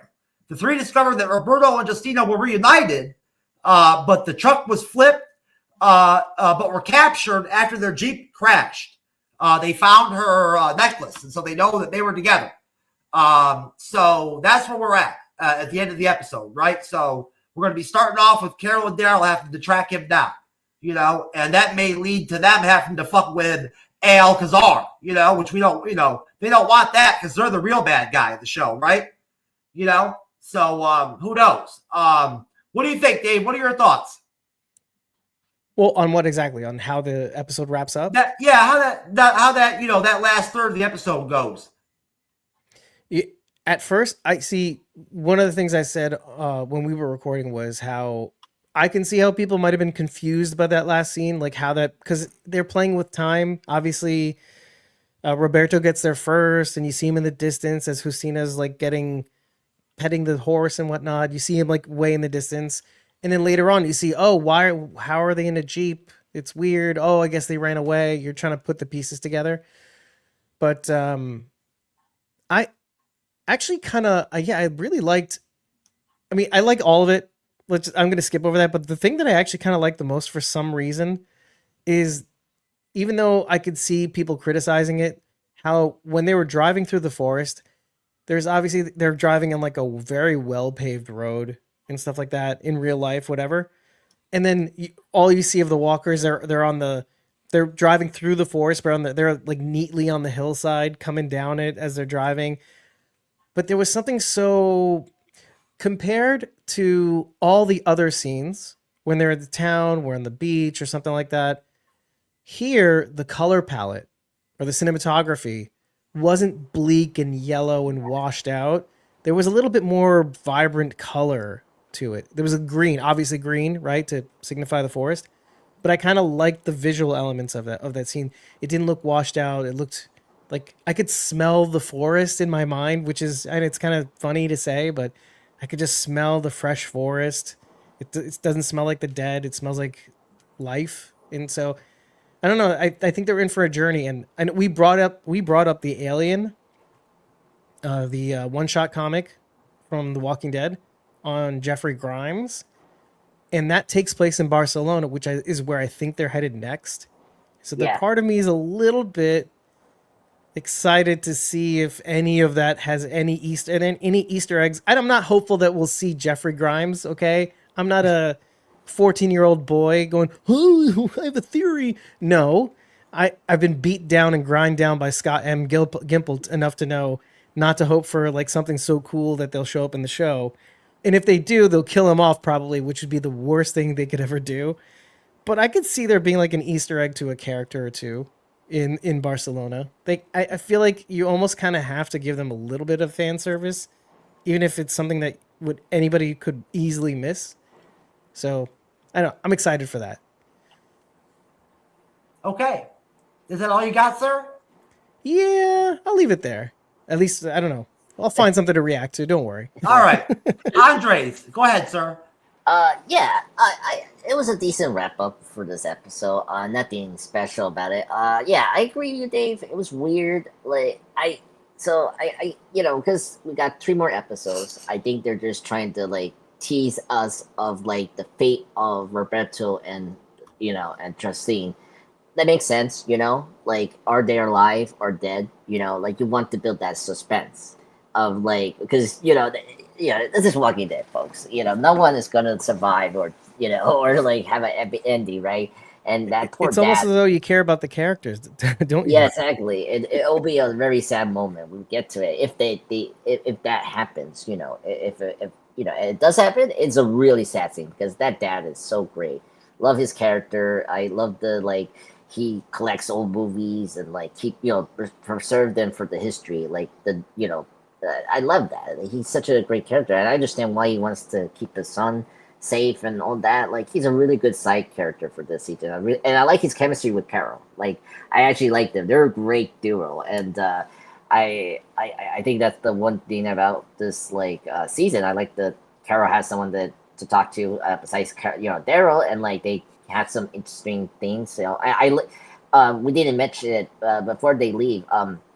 When they leave, I like that moment when he asked her about like, do you have children? And of course she didn't yeah, I no, not anymore. And it's such a good line, like such a great emotional line for Carol. You like the actress that play her is so good at like she sells that so well. Like that her kid is not murdered, but which is sad. Like brings back memories of season 2. And I like how like Daryl like just like Scrooge like McDuck like I'm not going. It's like. And then I like had the moment he's like, "Wait, I'm coming," like begrudgingly, because of Carol. Sorry, that just it got me so good. Well, Scrooge the Scrooge McDuck, I love it. yeah, like he was that in that moment. It was so funny. I just really like that. I think it just shows that we're going to see Daryl like becoming more soft. After this, if they able to save the couple. I think that will help Daryl to say like, okay, it was worth the trip, to save them and all that. But yeah, I like that like journey. Like I like that we're not staying too long with the town. That's a good thing about the show. I like that we're going to do another journey to the Spain. I like we're going to because that's the thing I like about with the 2 seasons of French. It was like we were going to different areas of Paris and all that. And it was really cool. So I like that we're doing that, and I like that we're going to do like a side journey to like rescue these kids. But it was weird how they edit. Like it was a weird edit how like I think what they should have done was have this other scene where we saw like Roberto rescuing Josephine, and then they were attacked by them, and then we lived out like from there, and then like to end the episode is where our characters saw the crash deep and all that, because it was a weird edit to like cut back and forth. And it's like, whoa, what's going on here? But I didn't mind it. It was like I understood what was going on. I just think like I understood the contest. It was just like I don't know, like you want to make it more like streamlined, but They already went overtime. That's overtime. That's the thing. So like they had to figure out a shortcut. I think that's what I really think. Yeah. No, I agreed. But yeah, I just thought it was a good ending. I'm very excited for the like you were bringing up that this could be from a comic. That's cool because I always want like these spin-offs to borrow something that the old show didn't do. They adapted, so it will be kind of cool that they do that because it's always good to like adapt these unused plot lines from the comic book, and like use them for like either like a season or like a 1 episode. Like I don't mind. So I really like that, and plus I saw the preview for next week. It looks like another Western type, because like that's one thing I like about the Western stuff is the train getting in. Yeah, I was gonna say, should we say? I don't know if everybody knows, but train heist. Come on, train heist. Yeah, it's a train heist. And I really dug that we're playing around with this like Western like dead setting, which is cool, and I like that. And just wrapping up, I just want to kind of address the internal about do you guys think of Laurent make it to the Commonwealth? I don't know, internal. I don't, because the thing was the guy that Carol brought in didn't know about the Commonwealth, so he's probably going to stay with him and where he lived, probably. That's a good point. But I think didn't he leave? Oh, you know what? I think Carol or Daryl or both left him instructions on how to get there. I remember a line that they mentioned. Yeah, did Carol like set up like a flight plan to like go to Commonwealth? So Eternal, or drew him a map of some kind. I feel like that was the case. He's not gonna fucking show up. Come on. Well, I have no idea. No. Eternal just asking like if Laurent is going to the Commonwealth, if we address that, and the question is. The answer is Eternal. I can't remember what we did last season. Because they really wrapped up. It's so hard to get across the ocean and actually find a decent boat and be able to actually, sail across the ocean and make that happen. You know what I'm saying? I'm sorry, but like, what was left of the organization that was defending and protecting, Laurent at the end of season 2, they didn't have those kind of assets. Well, he's asking, like, do you think Ash basically made it with Laurent in the airplane? at the end of. Did you think he Yeah. made it to the Commonwealth? Is what he's saying. Maybe, yeah. I mean, I guess you never know. You know, I forgot that's actually what happened. It could have happened. It very well could have, yeah. Yeah, remember, the plane was still attacked. It was just that the situation... Yeah. And now I remember, hold on. Yeah, like, you're right. I remember what happened now. Daryl just couldn't go with him. Yeah. Yeah, because there wasn't too much room. And so... No. But I'm sure he probably did make it to the Commonwealth. Yeah. I have a better question. Okay, will we see it at the end of season 4, or maybe whatever spinoff they might end up on? Maybe I don't know. Right? Because you don't know. He's a French actor. I'm sorry that I got confused about that, Andres. You were right about that. No worries. Context is everything. No worries. I'm sorry. I didn't make it very clear, but to answer your question, Dave, if there's going to be ring with Laurent, I think that could happen. I think that would be a good closure of the series. I cannot see the reunion with Grimes. I think that would be another show if they do that. Yeah. But specifically for Daryl, I think that will be a good emotional closure of this series, because that's the thing that we start with for a season. And I think him renewing Laurent makes it a very emotional, oh God, relief and closure to the series that we love. And I think because Laurent is basically the son for Daryl. That's the last thing he has for to remember Isabel. And this season has done a good job to remind us that he still thinks about the kid. So yeah, I think that will happen after the 4th and final season. I think that will be the last image we'll get for this series. That way, the way they do it, we have to see how they execute that. But yeah, I will see. I definitely can see that as a thing to see in this final chapter of Daryl Dixon. I think the way I'd answer that, really though, bottom line is, it really depends on where they want to go next in the universe, if they're going to go anywhere at all. Because if they're going to go take it to a whole other set of spin-offs, it could be that we never get to see it, and they just immediately, it's implied that they met up and they'll never show it because Daryl's off to the races somewhere else or something. Or assuming he even makes it, I know this is going to sound terrible, assuming he makes it, maybe he tragically dies at the end of the... Oh my God. I mean, show has his name. I mean, this is it. He's done playing that character at the end of Daryl Dixon. That's it. There's no more spinoffs. Could well be, right? Could well be. So, you never know where we go next. Honestly. That is the official end of The Walking Dead. When these shows are done, I know. I know sir. You're a very intelligent guy. That's why you're such a great guest. I know you're in the know. Oh, leave Dave alone. Give him some. I'm kicking my own butt right now.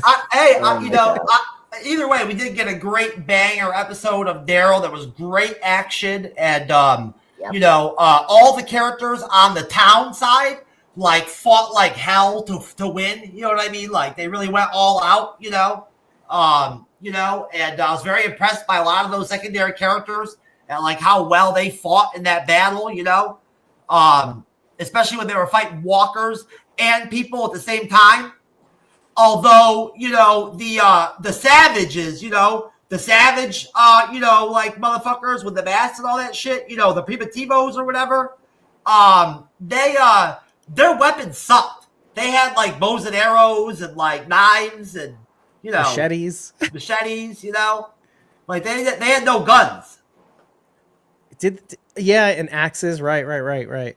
Yeah, I thought maybe some of them had guns. They had all hand tools. Yeah, I think in some bows and arrows, I think, if I'm not mistaken. Yeah, just bows and arrows. They were going with a very primitive, thing with their weapons. You know what I'm saying? To match, kind of scary though, right? To match their kind of deal. You know what I mean? So of course they fought without guns. Cosplay. They were still frightened. They were still scary with those weapons. So. Oh yeah, well there were more of them than there were the town people. Oh yeah, definitely. Definitely. Jeff, that is actually probably a better point than I thought you were making. Actually, because let's think this through. If we're going to use the theory that they were hired by Alcazar to attack the town, right? But ultimately the town would win because of his weapons. Wouldn't Alcazar give them guns? Right. But here's the thing, Yeah. right? Because Alcazar gave them the weapons, of course they would win, right? You have all the weapons. But they're scary, so you wouldn't think that he hired them to kill this town. So so if remember what Federico, if I'm the mayor, no matter what I think of Alcazar or whatever, I'm assuming that there's got to be some connection potentially between that group and them. You know what I mean? Right, exactly. It's a small world. But he said something very funny, and I thought, like, I didn't think anything of it. But as they were interrogating the Primitivo, right? Yeah. It was an interview. It was a casual interview, like a podcast. He said something like, "I've heard rumors about you, right? But who did he hear those rumors from?" Well, that's the other thing I was going to ask you and say to you is that Right. we don't really know the history or the background of what's been going on in that area in that town for the last couple of years. You know what I mean? Very Walking Dead of them. This could be a very different sort of area, or location of The Walking Dead where there really is actually a lot of like ravaging, groups pillaging and stuff like that. You know what I mean? There could be a lot of that happening. Maybe. I just like the idea that you make these people look so scary. Even in the original show, once the group splintered and they took over farms and towns and stuff like that, they were then attacked by groups and stuff like that, and they tried to take away their shit. Yeah, it kind of makes you wonder though, because we could make all the theories we want, but maybe Guillermo Torres, Alcazar is right. Maybe he is the last line of defense, and it's not enough, right? Yeah. I think that's the most logical situation. That could be true. Is that he actually does legitimately have nothing to do with those crazy people or whatever, you know what I mean? And he literally does just do the wife swap stuff, sell the guns, be a cool guy, give the celebration and all that kind of stuff, you know what I mean? And that's just kind of how they get by, you know what I mean? And what they do, That's what's so great about this show, at least in particular, is that it does the Walking Dead thing where a lot of things are open to interpretation until they finally give you the answer. For all we know, having those guns, like you said earlier, right, Dave, getting those guns in that trade, you know what I mean, could have been really crucial because we don't know how often they're attacked. You know what I mean? They didn't seem that shocked when they got attacked. They were like, they were surprised, but they immediately went about the drill, you know what I mean, or whatever, and got ready and got in their positions to defend the town. Yeah. Well, and let's even go the other way, right? Let's go the other way. What if these savages, these Los Primitivos, were just following El Alcazar, like at the royalty, right? And since he passed through the village, so did the Primitivos, right? And maybe they're following them to Barcelona. Oh yeah, it's a possibility, right? And this town just suffered in their wake. That could be it too. That's a good point. I don't think the Primitivos are very big at the end of the day. I think what you saw in that big battle was really most of them. You know what I mean? So sure was a lot though, wasn't it? I don't think there's a lot of them left. Yeah. Well, there's still the ones that are on the hillside, right? That threw the catapults. Yes. But yeah, you're right. There probably is some force of theirs left. You're right. There's but we don't know, right? That's the mystery. Like that guy could have been right. He'd been like, maybe we're hundreds, maybe we're thousands, maybe we're millions. They're not very effective in battle. I mean, when they attacked Daryl's group at the boat, they got slaughtered. You know what I'm saying? I mean, sure. Sure. But what if there were really a lot of them? So you might be right, Jeff. If that's most of the country and they just win by sheer numbers, let's say, it's like the walkers, right? You'll get overwhelmed. They never get tired, but they'll keep going if you don't headshot them. So the Primitivos are a lot like the walkers in that respect. They're just very primitive, Yeah, they're fast walkers. They're not that dangerous, really. At the end of the day, they didn't really kill or hurt that many people in the town that we saw. Of course, we saw bodies, right? They didn't really give us a full depiction of how many dead there were, or all that. Yeah, and you still don't know how big the town is either, too. No, we still don't. No, we still don't grasp the sense of the size of the town yet, or how big the population is. They still have not really displayed that for us yet. They probably never will, Right. I mean, if you saw the teaser for this episode, we're already going to be out of the town now in the next episode and out doing other stuff. You know what I mean? Adios. Exactly. Searching for the dumb kid, and his girlfriend. Yeah, that's how I refer to him too. I'm like, damn that kid, that love struck young adult. Yeah. He's in a YA novel. Yeah. I can't live Is without this- her. Mm. But Shout out to Walking Dead Eternal for having some good stuff in the comment section. I'm sorry I missed you, brother. he always does. I'm glad you got in there, Andres, and said something to him. But yeah. So all right, guys. Let's do some ratings on this episode. I'll start off. I'm going to give this one a 10 out of 10. Andres, what do you got? Yeah, same here. 10 out of 10. I think this was the best episode for this show, the whole season. I mean, purely because of the action here, the suspense, the creative action with the walkers / these savage Prinovids, which was really great. I like that we're expanding the universe and like using it in a fun way, which I like. We'll probably see these characters again, but just like in minor role, as Jeff said before, they're not going to be the main antagonists. I think the ones that we have been setting up, the general and all that, they're the main antagonists because we've been dealing with that storyline like head on. Our main, Kara has a situation with the tradition. Well, obviously, I mean, if Daryl and Kara want to free Justita, and all that, and Jordan, all that, they're going to end up going against the fucking, the president guy. Yeah, exactly. And I will probably see these characters again, just minor roles. I mean, I could see a team up between the general, like say, hey, you can help me take down this town. Like that could also happen as well. But yeah, I really like this episode. Usually you get this in episode 5, but I appreciate that we got this in episode 4 because I thought after the way that Carol and Daryl saved the fucking battle for the town, I thought maybe Fife or whatever would be like wanting to go to Daryl now. By then, you know what I mean? And like be like, hey man, like we need to have a truce. You know what I'm saying? Like, like I see your value, but he went 180 on that shit. Well, yeah, of course. I mean, this was because he was like, fuck you, you got in the way of fucking of the kid getting shot. Yeah, so I mean, hopefully he's making I hope he's making more sense later on with the situation. I was just starting to like that mayor guy there for a minute, then he became a total asshole.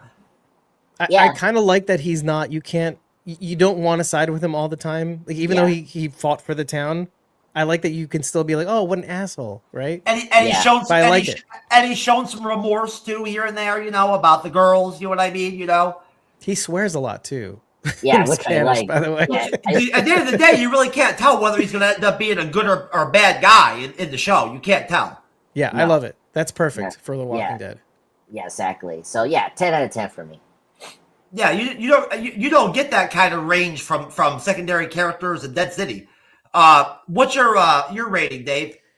I'm gonna use Barstool Sports pizza rating on this one. I'll say if this was a pizza, this episode of of Daryl Dixon was a pizza, I give it a 7.8. 7.8 with a bullet. I'm Dave Portnoy now. Okay, it's a good pizza. It's a solid. It's good undercarriage and the tangy sauce. I heard the story from the pizza place. It's a great story. I guess where I would probably ding it is you did feel the episode length. It did feel a little long. A lot of cool things about it, but it's a good thing when an episode there's not. Obviously, there was a lot to say about this episode, but there wasn't. I didn't feel like I needed to go too deep. Oh, you know what we didn't touch on, by the way? Oh, because there is one more thing. Do you guys have a theory about why Antonio and Fede are so against Justina and Roberto hooking up? It has something to do with whatever the issues are between the mayor guy and the father. Whatever their beef is, it's directly correlating to that. I have a deeper one. I think I know where you're going at because I have a feeling they're maybe siblings that have been separated. Ooh, okay. You went a little far, but yeah. Yeah, you're in the same vein as me though. Yeah, I just have a because like he looks kind of like the Fede? uncle. Yeah, Fred. Yeah, right. And he doesn't look like the father at all. Sometimes when I look 100%. at him, and so 100%. I think I feel like that's the twist with yeah. I think Antonio's wife cheated on Antonio with Fede and had Federico's kid, and that's Roberto. That's So what technically, Justina and Roberto are half cousins. whoa. Yeah, it's but, complicated. But if you haven't noticed yet from what part of the country we already are talking about, and then the fact that this is a zombie apocalypse, you honestly think they would give a fuck about any of that when it comes to relationships? I think characters are kind of funny, right? Because they keep using old world rules, right? Yeah. In like the zombie apocalypse, they're too old. But those sort of traditions are already kind of common in those parts of like that of the world anyway. You know, they still have traditions like that. You know what I mean? Where some of that stuff is acceptable still, and you know. Well, and then it makes you right, Jeff, because the beef that they have between them is Roberto really is like, who is really the father? Is it the blood father or is it your found father? Right? There's that too, because Fede in this episode is really treating Roberto. He's giving a pass on like banging on his door. And Roberto's like, I'll accept your punishment. And then he says to Antonio, you guys have a lot to talk about, don't you? Right? Yeah. And then before they could do that, he runs off to he's very hot and cold. He's like, you think he's actually going to be an okay guy there for a minute. And then at the end, he just snaps and like, loses it and like, gets all mean and everything, and like, starts yelling and getting all crazy with the dad guy. You know what I mean? But it kind of makes sense if it's the theory's right? Because he's like, should have been my kid, but he's like swearing at that guy. He was swearing at him. He was like, "Fuck you! Don't fuck with me."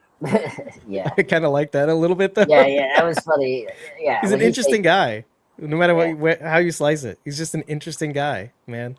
And they're the same, right? They're kind of weird. They kind of have this temper, and they're like, "I'm right, and you're all wrong." It's kind of interesting to see those traits come out in these two obviously related characters. Yeah. It is really stupid for that kid to go take that truck like that to go do whatever, to go try to find that chick. Like, that's a suicide mission. Stupid gets you killed, right, yeah, Michonne? Exactly. Right, Michonne? Oh my god, Michonne! Oh my god. He's probably not going to survive this season. I'm just going to be honest with you. Yeah, I have the same feeling too, but we'll see. We'll see. Yeah, they'll somehow save him. Of all the people we lose along the way, they'll save him, not Isabel. Yeah. But whatever, I liked it. Listen, I hated it, but I liked it as well, right? Yeah, most definitely. Daryl Dixon season 3 has been an interesting season so far. Yeah. Yeah, I'm on board for the ride. You know what it is? Okay, right? This will sum up the difference between Daryl Dixon and Dead City. I trust Daryl Dixon for the payoff. I don't necessarily trust Dead City for a payoff now that we've had a season 2 of what looked like they were going to give us a payoff somewhere. Didn't feel like they did. So there's a trust there that even if Daryl Dixon takes a detour, I don't care. I know they're going to stick the landing.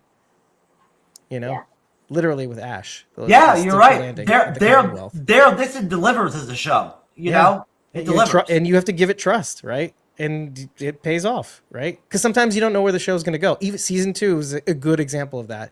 Yeah. That whole aftermath, Isabel dying, the woman, the old man or the old woman dies. I swear that the couple. Dave, it would drive you crazy. The fans I bumped into that thought Dead City was actually a good show, but then didn't like Daryl Dixon because again they didn't like the subtitles. That's so lazy. But whatever. Yeah. To each their own. Right, Walking Dead Eternal, right? Remember when Daryl said fuck in front of Rick for the first time? It's really sad when you know that's the main problem that the person has with the show is literally the subtitles. You know what I'm saying? Like, that is the impediment. You know what I'm saying? Yeah. I wish that didn't get in the way of like a good show, right? It's kind of silly. I agree. Eternal. Her show is really bad. He's worst son ever. I question anybody who watched Dead City season 1 and thought that was a good show. Well, okay, Dead City season 1 might be a whole other story, but Dead City season 2, I get it, 100%. Even Dead City season 1 still honestly ended in like the last 2 or 3 episodes into like basically a discombobulated tailspin. Like it was not good by the end. Yeah, I could see. Yeah, I could see why you'd say that. Yeah, because they had like really weak episodes, and it was only one good episode they had was the like separate storyline where Maggie was in that big tower, like where she was afraid of, like she had like a height bomba, like that was. Really... that's season 2. You were talking about season 1 though, Jeff, right? Yeah, in season 1, the show starts off. It's kind of okay at first, for the first few episodes. And some interesting things happen, but overall, by the time you get to like episode 4, 5, 6, the finale is terrible. Like they're trying to set up season 2, and they're pushing so hard to do it that it just doesn't come off right, like very well. Yeah. Do you think Dead City would have fared better if they had given it more episodes to flesh out the story? Maybe, because that's what I had said in season 1 too. I don't think the episode count was really a big problem for season 1. Personally, like, that's my take. Yeah, because they did that with season 2 had more episodes, but it was still really bad. I just think it's just the overall execution of the storyline, the direction of the story. Yeah, the direction. It just wasn't very entertaining or interesting or exciting or tension building or. It has such good bones too, right? Like there's such good bones to the show that just like they're getting lost somewhere. I think. Yeah, I just feel like there's too many cooks in the kitchen. Well, again, at the end of the day, I mean, when it boils down to it, you have to wonder, really, at this point, like, was it really the best decision to pair those two characters, Negan and Maggie, on their own TV show when literally on The Walking Dead, they really never had any great chemistry at all on screen anyway? Like, they weren't known for being good together on screen or having any kind of real important or valuable or interesting relationship or anything like that. It wasn't like that. They hated each other. She hated him. There's precedence in The Walking Dead season 11. If you watch that season, there's lots of scenes with them together, and it's rough. Oh too. Yeah, I honestly, that doesn't surprise me because I know by then in the show where they were at, they had really put them together a lot, and like made them part of the group. Yeah. But to really answer your question though, of course it makes sense. Okay, but with anything high risk, there's potential for high reward, but there's also it's a high risk. Obviously, it can fail. Obviously, so you have to know what you're doing with this. It's not like Daryl and Carol where they're actually some people would say like friends, soulmates as friends, right? They know each other's, they smell each other's farts. They're so close together, right? But like Negan and Maggie couldn't be more opposite. Not exactly. Yeah. So you want to see Daryl and Carol do stuff in the world together. You don't really want to watch Negan and Maggie. Here's the thing. As audience members, we like shows where two characters that maybe don't agree on things, or don't have a lot in common, couples, make it work all of a sudden. You know what I'm saying? Sure. And it comes together and it works. That can work really well for a show. So I wouldn't throw out that attempting going in that direction with the show, with the characters, they just so far have really wanted to not go with that and not really do a lot of them together. Right. And I think they did that on purpose, right? As a narrative element, but doing that was a high risk and it yielded not rewards. So eventually they're going to team them up. I wouldn't be surprised if in next season they are together, because anytime you do a show like this, just like Daryl Dixon, you're going to have the two main characters separate at some point and then come together. That's funny. If I look, Jeff, that is such a good insight, because let's think about it this way. And this is probably the point of the show. It's like Never Would I Ever. That's what Dead City is. Never would I ever. Would you pair up with the man who killed your husband if it meant saving the world? That's the premise of Dead City. So basically, you just have to build the story in season 3. You got to create the story and put it in a spot to support that premise. To where for Maggie's in a place to where it makes sense for her to go to Negan, to work with Negan for some reason, because she has nowhere else to go. She has no mission. She's kind of lost. She has no cause. You know what I'm saying? And because she knows nobody, she has nobody, no friends, nothing. In a way, Negan is almost the closest thing to a friend that she has. You know what I'm saying? And to somebody that completely understands her too. And she's noticed that he's been trying to get along with her in the past, and work with her, and stuff like that. So, I can see them making it work story-wise to where they are together, and it makes sense. It's logical, and they're getting along. You know what I mean? Like, that's important. They have to get along too, and not be like, arguing and stuff like that. And, that could work, Maggie can be a very effective character, just being a soldier for Negan and helping him, fight against New Babylon. Or she could be what Rick said she should be, right? Remember what Rick said? You're going to be leading now. And so maybe that could be it too, the solution. Is that Negan could just be Negan all he wants as long as he's under Maggie, let's say. Yeah, but that wouldn't make any sense because Negan still has an organization and he's got guys that like look up to him and he, and all that. And like if he just suddenly said, you know what, I know I'm your new leader, but I'm going to drop down and let this random chick now lead the organization. That's a good point. That's actually a good point. Yeah. I meant ultimately, but not really like immediately. You never know. I don't know. You never know where the show's going to go. I mean, they can team up and they can be like, like co-hosts. You know what I'm saying? Like, she can be like the assistant manager. You know what I mean? Yeah, the Simon of the outfit. Yeah, most definitely. She has that kind of capability and that ability. She's useful. She's very valuable. Yeah. Yeah, and yeah, look at the stark difference between the Barazzi and the Bricks. Right, the Bricks. It's sad. It's so sad. The Barazzi are kind of like the sexy foreigners, right? Right. I mean, they don't do a very good job of showing it or doing it a lot in Dead City, but in the original Walking Dead, if I remember correctly, Maggie was very effective, one of the best at fighting walkers when it came to like the main characters. She was one of the best hand to hand when it came to walkers. And then when it came to fighting people, Maggie was pretty decent with a gun and could fight people too. Yeah. In season 9, she leads Hilltop. And so she's proven herself to be an effective, fruitful leader. But again, shit happens. I mean, she's no Carol with a gun, No. Nobody's Carol with a knife even. With a trench knife. I don't know. Maggie's pretty good with a knife against walkers. Sure. Yeah, even a small knife, right? Yeah, I agree. Yeah.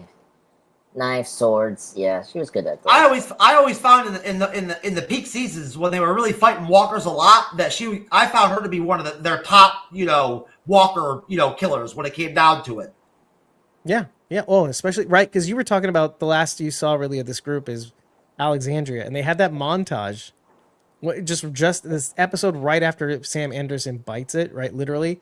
Yeah. They have that in the dark montage of them all killing walkers and even wolves. Oh yeah. And that final battle where they're they're out of the ammo. So they're all just fighting with knives. Yeah. And they rush in, right? Carl's eye gets shot out and they all just rush in because like, it's now or never.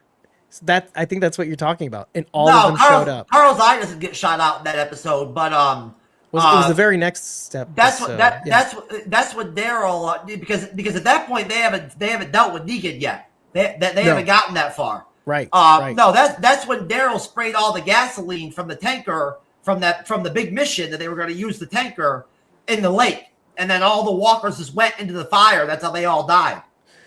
Yeah. Oh, yeah. In the middle of the fountain, right? Like near that area. Yeah. And that's how they swept up. Yeah, that's right. That Alexandria's been destroyed so many times. Yeah, so many times. Yeah. Because in the original Walking Dead, walkers were attracted to fire. They would walk right into it. Yeah. Yeah. I used to think that was such a great thing, and we've just moved away from it. the idea. Yeah. Yeah, it definitely has dissipated, but back then that was the whole thing, But that was a great episode. That big battle episode where they had that 2-episode plan arc where they had that plan that fucked up that Rick put together. Mom? Yeah, that's how it got fucked up.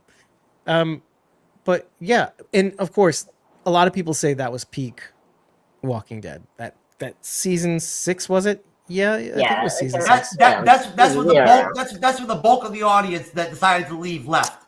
Yeah, before Glenn. Yeah, the died. initial drop off, right? Yes. Yeah. 100%. That's what happened.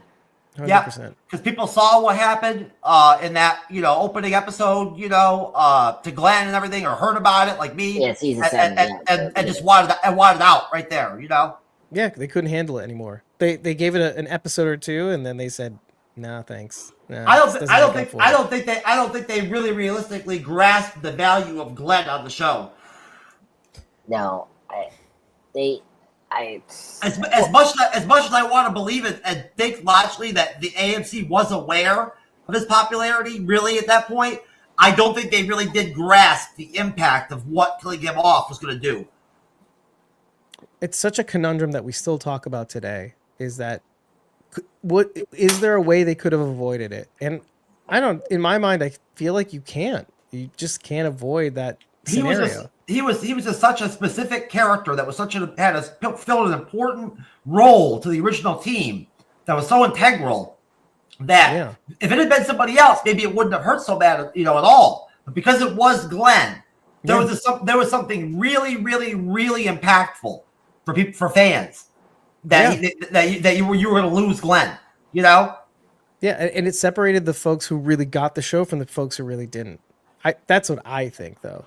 But well, a couple of my friends that watched the later seasons. The other problem was, besides the Glenn death, the major problem was just the way they did the war against the Negan versus our heroes. That was a big season problem. 8. Yep. Yeah, to how long they were doing that, because that just they were taking too long with that storyline, and it was just make it so because the previous seasons when they did long storylines, it was they were very efficient, they were quick, and we didn't spend time with the governor in season 4, but it was a good half chunk of the beginning, but then the second half of 4 was different, they knew how to walk and chew bubblegum at the same time. Yeah, season 8 they really dragged out the Negan scavengers deal or whatever, where Rick and all them became slaves there for a season, Yeah, for several episodes, right? Yeah, right. Several episodes, and I think that was the issue too, where everyone dropped off, because it was okay, what's happening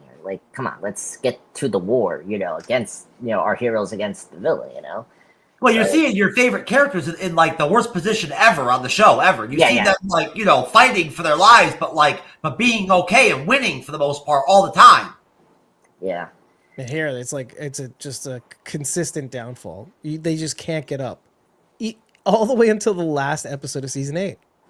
They just couldn't rise up. Yeah. So, I think that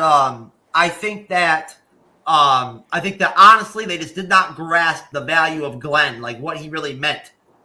He meant so much to so many different people and so many fans, he was such a big connection to that original core group of the team of The Walking Dead. That, honestly, as a Walking Dead fan, everyone loves that original core group of The Walking Dead, Yeah. No, I agree. I agree.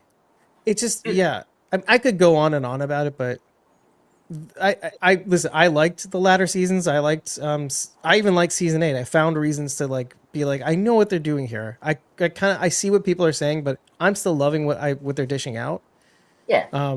But that it got us to season 9 and getting such great episodes in season 9, just with Angela and Kane coming on board and reigniting some of the old season flair to the show, her being the showrunner, it was a good move. And they did do a lot of walking and chewing bubblegum in season 8, season 9, and season 10. And then you get to season 11, and season 11 is a unique situation. And I'm sure there was some great character development too. You had that minister character that became very important, Oh yeah, Gabriel, right? Father Gabriel ended up becoming a big character, big badass. Also, one of the best character arcs. Yeah. Very interesting character. And what's his name? Josh McDermott's character, Eugene. Eugene goes through metamorphosis too. Yeah. Aaron, remember Aaron? Oh yeah, Aaron. Yeah, he was good. He was around for a long time. Yep, and there's a lot of use for him too. It's kind of like what we were saying about Dead City. It's okay, they had these characters, they didn't utilize them well. They utilized the characters well. I think the big problem with seasons 7 and 8 with The Walking Dead was one of the bigger problems was the Game of Thrones problem. You have too many characters. Yeah. Right? Well, and so you have to follow all these storylines too. Also, at the same time, when they were having those seasons, over and over and over again during the peak of Walking Dead, where they were killing off characters that were popular, before their arcs were even over, you know what I mean, and bringing in new ones and having it work right off the bat, perfect symmetry. I think that that was basically also like really a part of the story, the show, the way the show worked, and on the original Walking Dead. You know, the goals of the show, you know, fit well to that structure. You know what I mean? By the time you hit the Savior's Negan run, where it became like, you know, people versus people battling, less against the walkers. You know what I mean? That changed the dynamic of the show. You know. Yeah, they were slowly angling to that direction, but to prepare you for Negan, like, okay, there's wolves, they're like people. Alexandria. It was great. The first, when they first started having skirmishes with guns against people on The Walking Dead, and it wasn't just fighting zombies. Yeah, like it was great. Yeah, and not like scattered groups of people, but like actual organized people. You know, wolves, Woodbury. Yeah. Before they knew who the Saviors really were, when they went on that mission, they took out all those Saviors that one night. That was a 10 out of 10 episode. You want to talk about tension? Satellite station. That's right. Season 6 also. Yeah, that's right. When they went door to door and cleaned out that whole building, you know, that was a turning point for sure. Yeah. That changed everything. That was huge. That was their, at that point, that was their biggest organized gun, you know, like with guns, you know, militant mission that they planned strategically to go out and take out other humans, you know, human versus human, you know. Yeah, they became part of the problem. Yeah. Well, they thought they were making an offensive move, right? But it backfired. Right, big time. Right. See what it feels like to not be the good guy anymore. I mean, hey, there's pockets all over the you know, the Walking Dead map, all over the USA, you know, where there's groups and civilizations and towns, just like in the Walking Dead show, you know, in different places, and they're dealing with the same problems and the same battles and civil wars and all that shit everywhere, I imagine. Yeah, there, no doubt. There's hints of that going on now. Sure. You know? Yeah. So you know, I found it interesting that at the end of Daryl Dixon episode 4, you actually saw some dead walking around there at the end when they were walking around, when they were driving around, you know? Yeah. That was my big comment for the end of the episode. We hadn't seen a lot of dead just walking around in that town, in that island area. You know what I mean? There weren't really many dead. Yeah, and we got an eyeful of them at the end of the episode too, which is great. I like dead. Show me more dead. Show me more cool zombies. You know? I love it. Can't get enough. Yeah, they do a good job with it about Daryl Dixon, you know? Yeah, 100%. They're not quite as formidable as they used to be, or as dangerous as they used to be. Now they're a lot more like, you know, you can just kind of have them on you now and like biting at you, and nothing even happens, you know?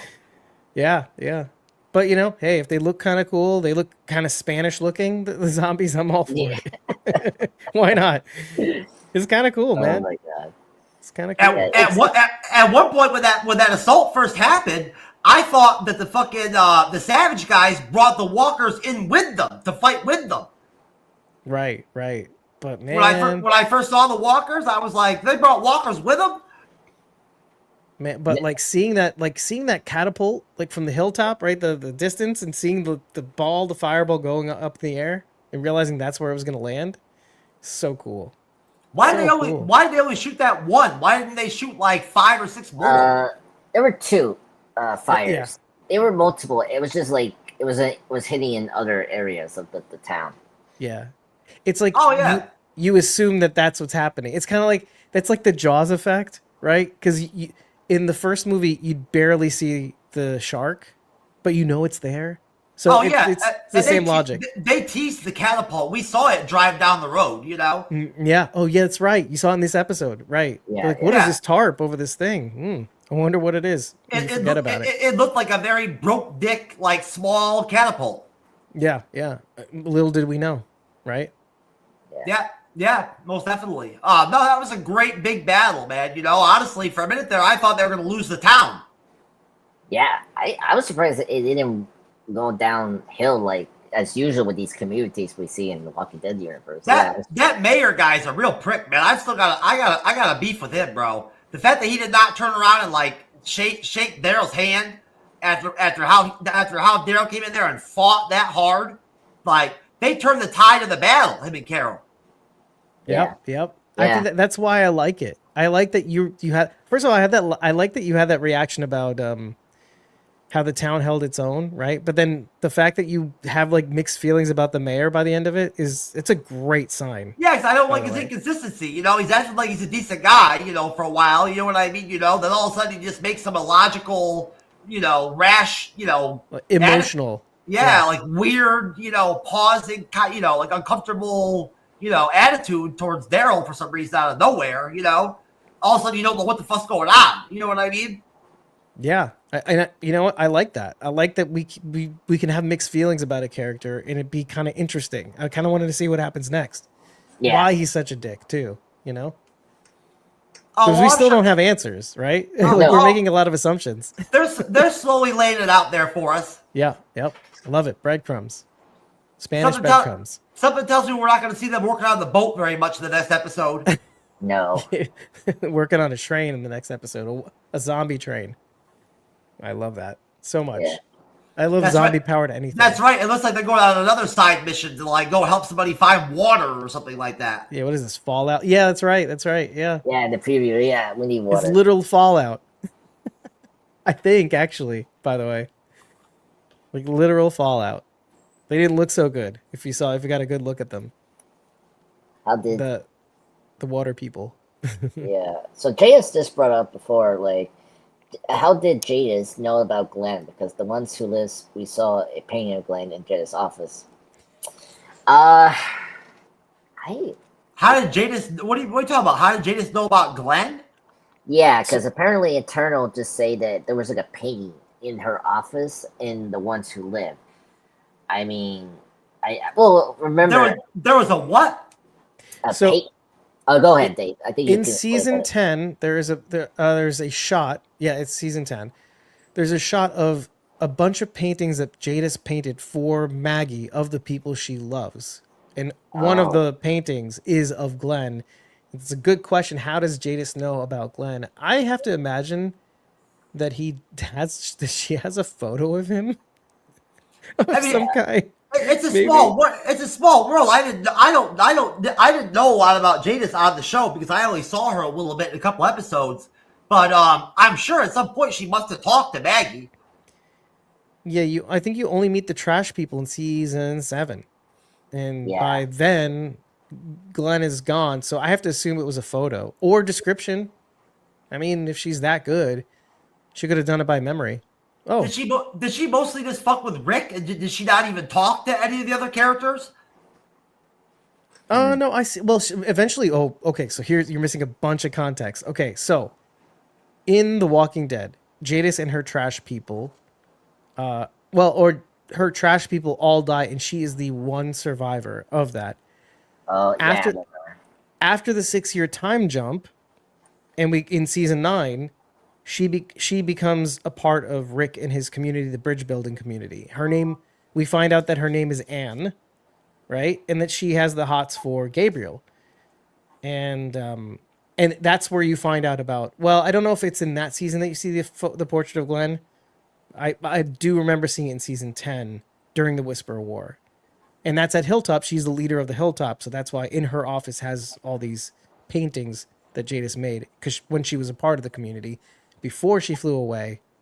Oh, this is before. No, I'm sorry. This was before the 6-year time jump that Jadis was part of the community. I didn't realize that. So Jadis actually joined the community for a while. That's right. Before she went to work for the ARC or whatever the fuck, whatever the company is. Yeah, before she jumped on full time with the CRM, because she'd always been in contact with the CRM, because obviously that's how they helicoptered Rick away.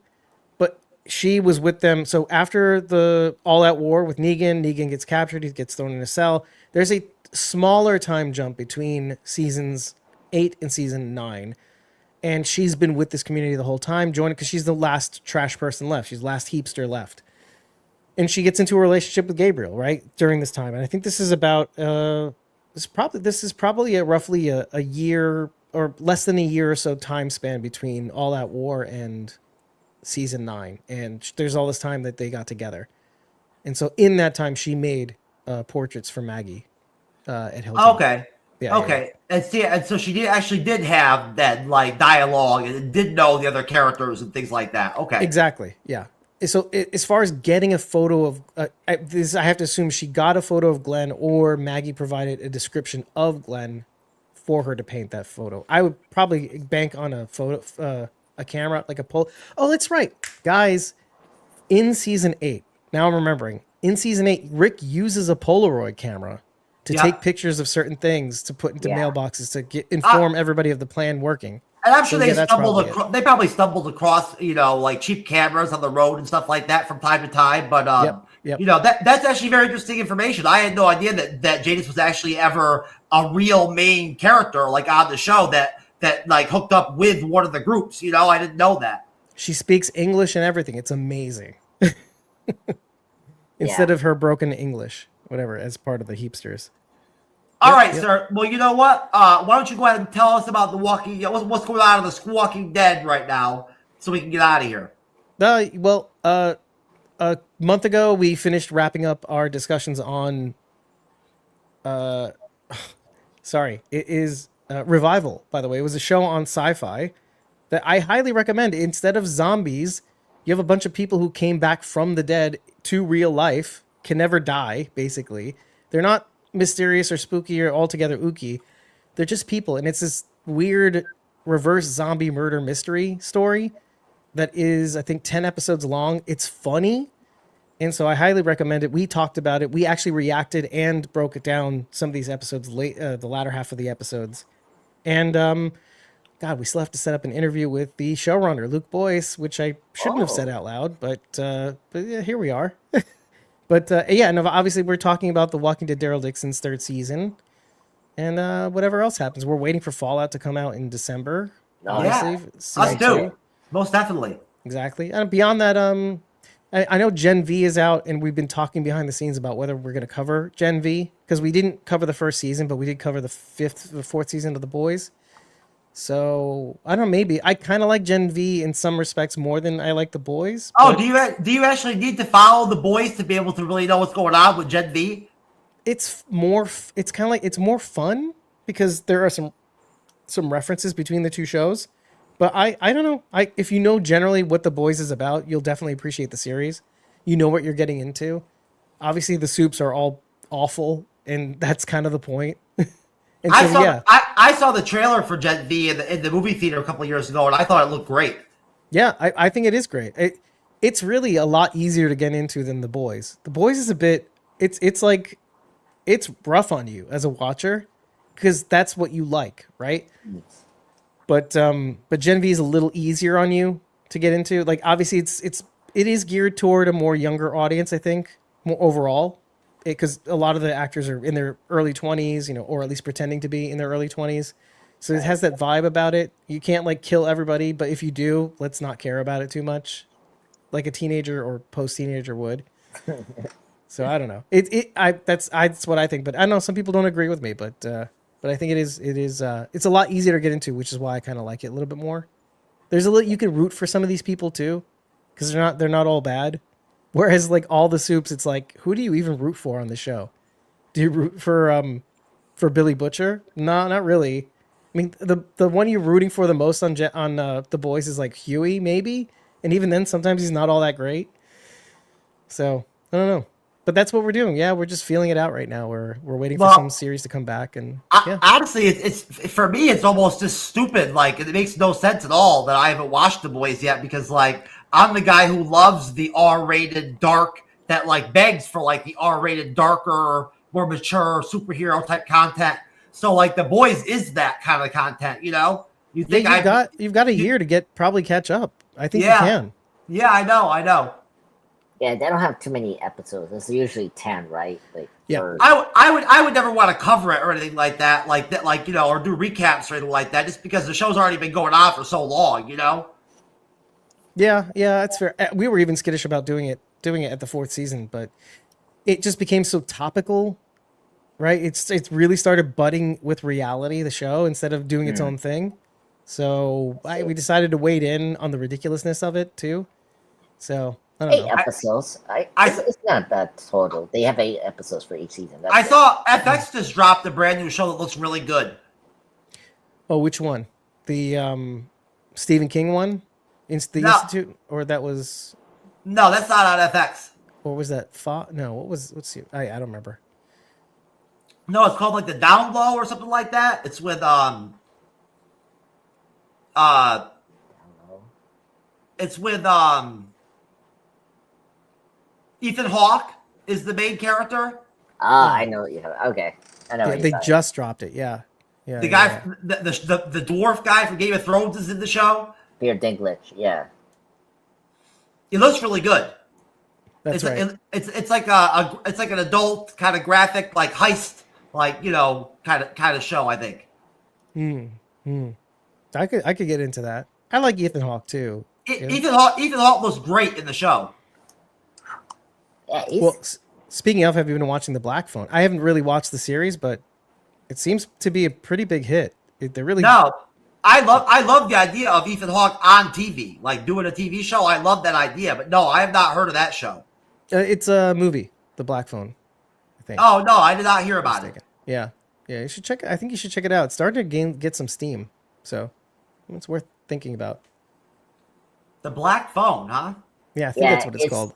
Yeah, it's The Black Phone. It's directed by the first Doctor Strange director, Scott Derrickson. I heard great things about the film. There's a sequel coming out this month in October. Right. That's why I mentioned it too. I like Scott Derrickson. Yeah, so I'm probably going to see the first movie because I probably will see the sequel because it looks very interesting and yeah. Culty. I think they just released the last Demon Slayer film in theaters. It's coming out now. That's right. Yep. Oh my god! I think it's the last one. Yeah. That's what's going to get me to watch to sign up for Crunchyroll at this point. I have so much anime to watch. I just read an article and found out that show is actually ending. I didn't know that they're ending that show. With that season, I believe they're going to be doing the final season over in Japan, and then that movie is the last film. Yeah, it's really hot in Japan, by the way. I was there actually a month ago, and they were getting ready to show it in theaters and everything too, kind of like here, right? And so, yeah. That's interesting how they did that whole concept with Demon Slayer, where they did the show and then they made movies along with it, the whole time, Yeah. Well, I think what it is that they show, if I'm not mistaken, I think they show the whole season in the theaters, if I'm not mistaken. I they don't. Wrong about that. The movies accompany the seasons. Right. Like they're designed to flow with the show. Right, like the Mugen Train. So they put out a season of the show, then they make a movie along with it, right? And their movies actually do well in the box office. The first one that came out during COVID actually was the #1 box office film that year. It was the highest grossing film that year. The Mugen Train, right? Yeah. I remember. It was like in the tail. I think it was the tail end of COVID when they were bringing things back. Yeah, it was around there. Yeah, 2022 or 2020. Yeah, it was the highest grossing animated film ever at that time. So smart. And limited release too. And that's surprising too, because honestly, in my experience, most anime movies actually usually suck. Even for the good anime shows like Naruto Shippuden and Naruto, the movies are terrible. They're not good.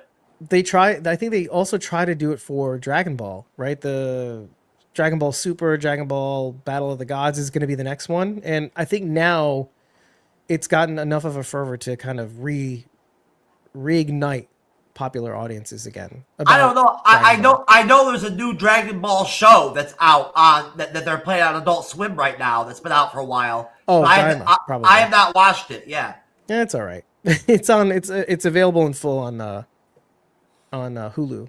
I was never a massive fan. I mean, I loved the ultimate tournament of the Cosmos or whatever of the gods. Yep. Yeah, those episodes, that arc, I'll watch that any day. Yeah, I keep seeing clips on my Facebook, and now that's all it shows me now. It's like all these clips from all the Dragon Ball Super. They're so long, this arc, by the way. Oh yeah, where they had the Tournament of Champions arc or whatever. Yep, exactly. Or I think it was Tournament of the Gods, right? Because the universe battle, basically, the universe battled it out. Yeah, where they had to fight for their own universes to exist. Yep. It's all I see now. Andres has no idea what we're talking about. Sorry, Andres. No worries. I'm It's happy to- okay. Yeah, anime is a difficult thing to get into. No, honestly, sir, you just gotta try it. Yeah. Yeah, start with Attack on Titan. It's You like gotta pick a good one or two good ones to start off with right off the bat. Dave, you know what's funny? That's how that was the one show I started to like when I was growing up. Yeah. There you go. Titan. Attack on Titan is like, it's like the drug it's the gateway drug into anime.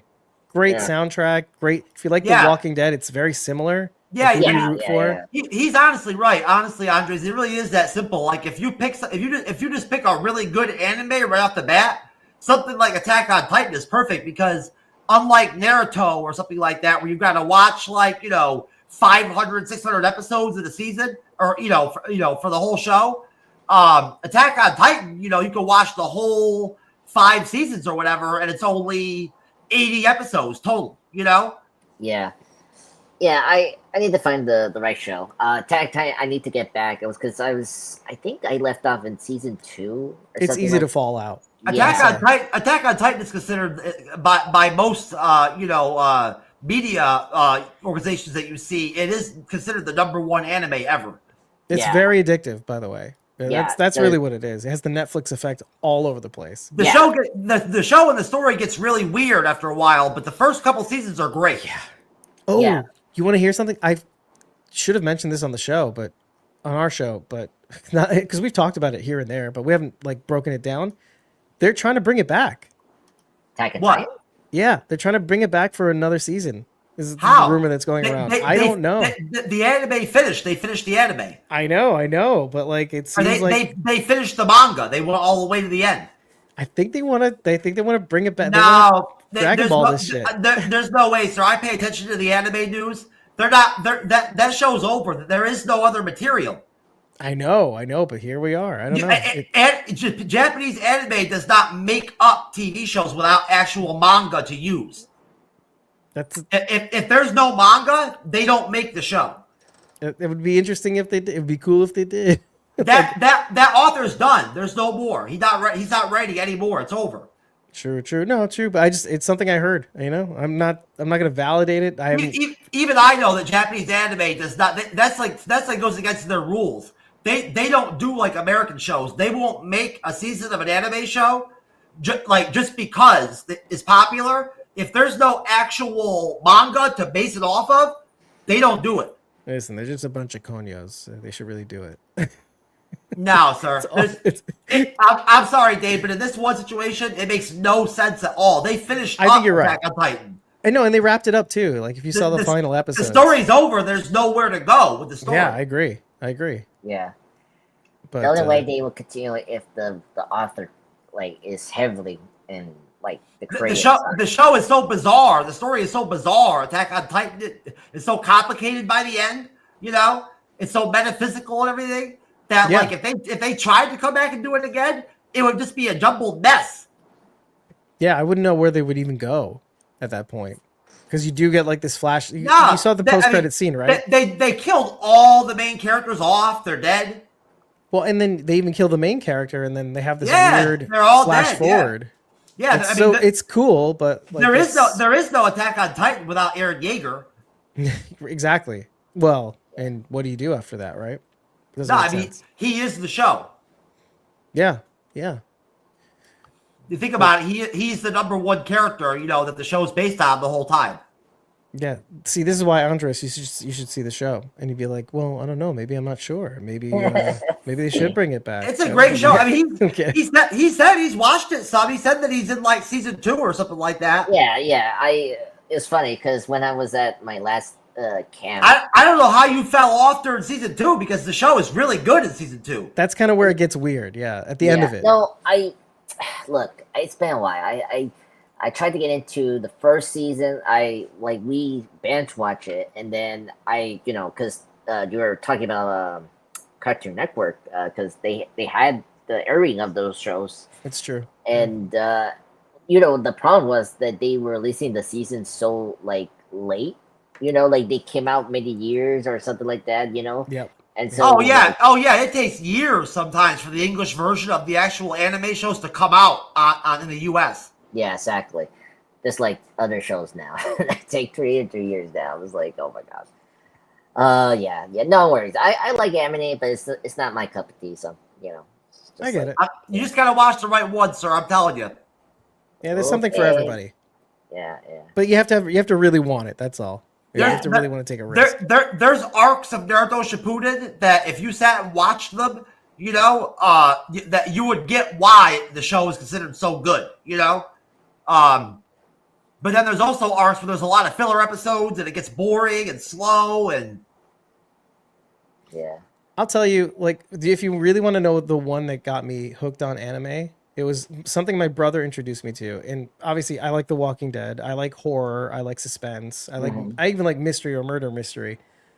It's an anime called Higurashi no Naku Koro ni, which means just the cry of the cicadas, basically. Higurashi, the cry of the cicadas.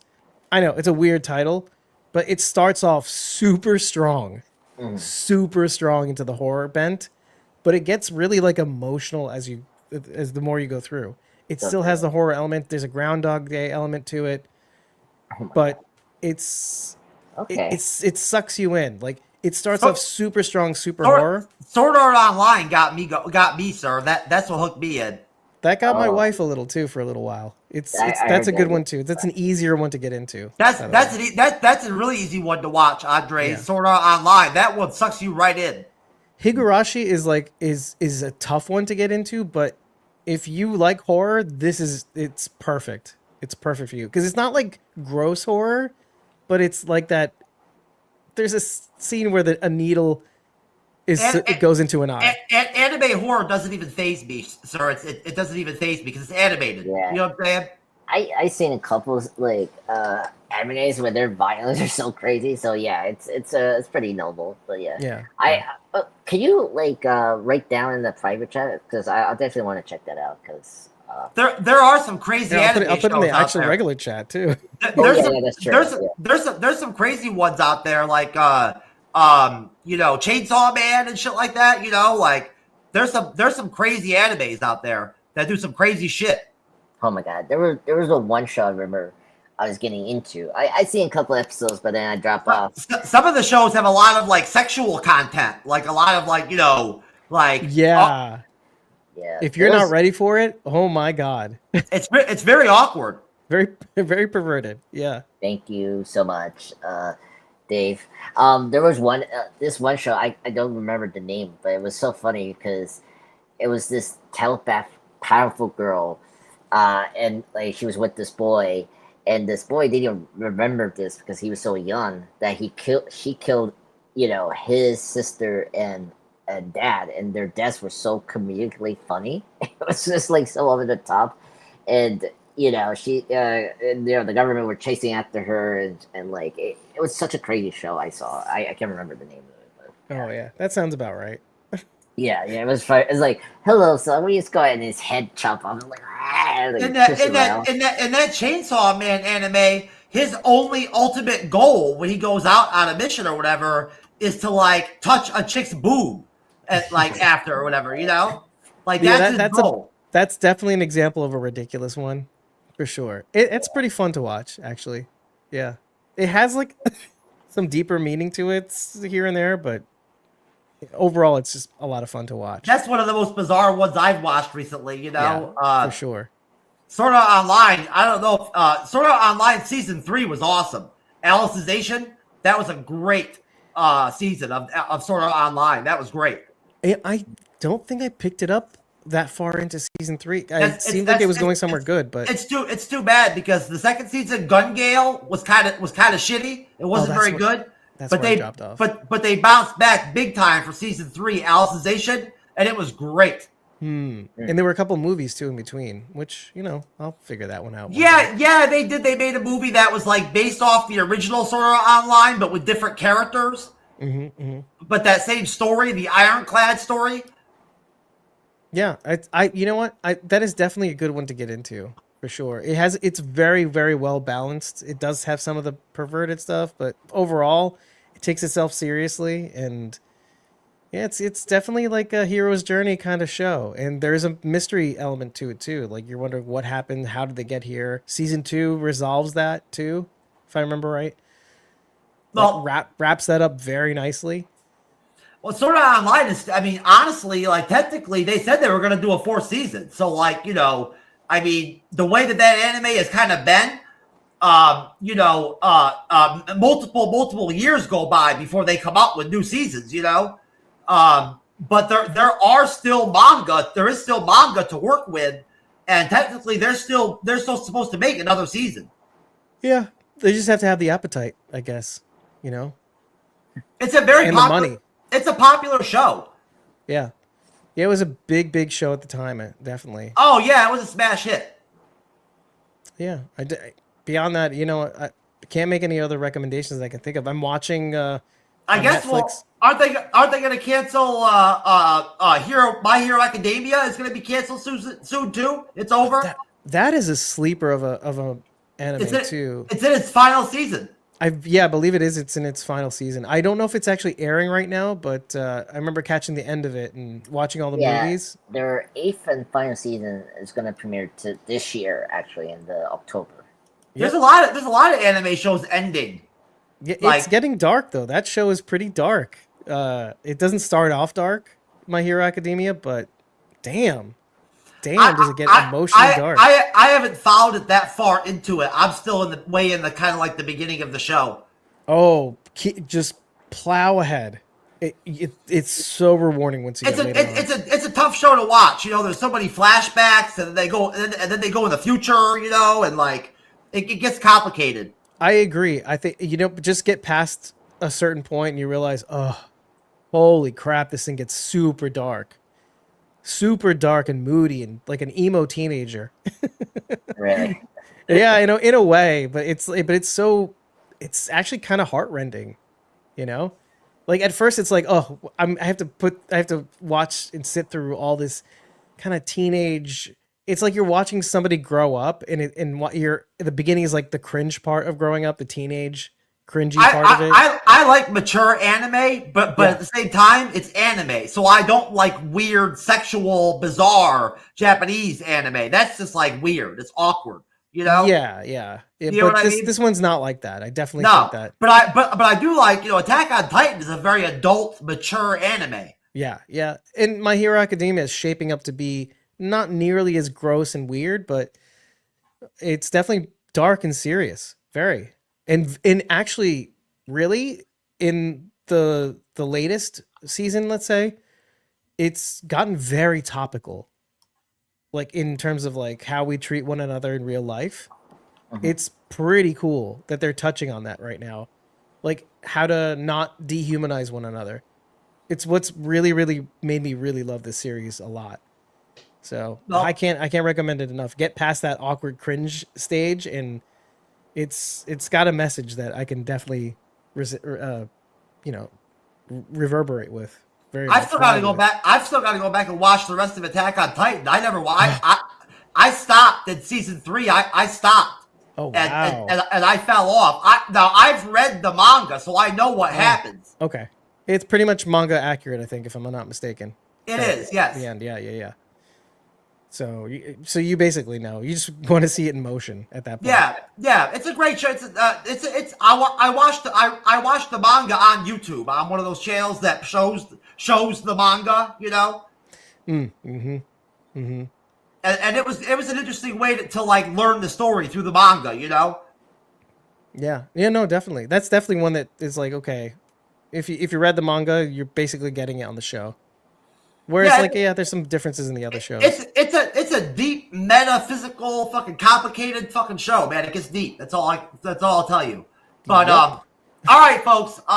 That's enough of that anime talk. Our Daryl Dixon episode 4 recap was over a long time ago. We are out of here. We will see you soon next time on Wednesday for Marvel Zombies.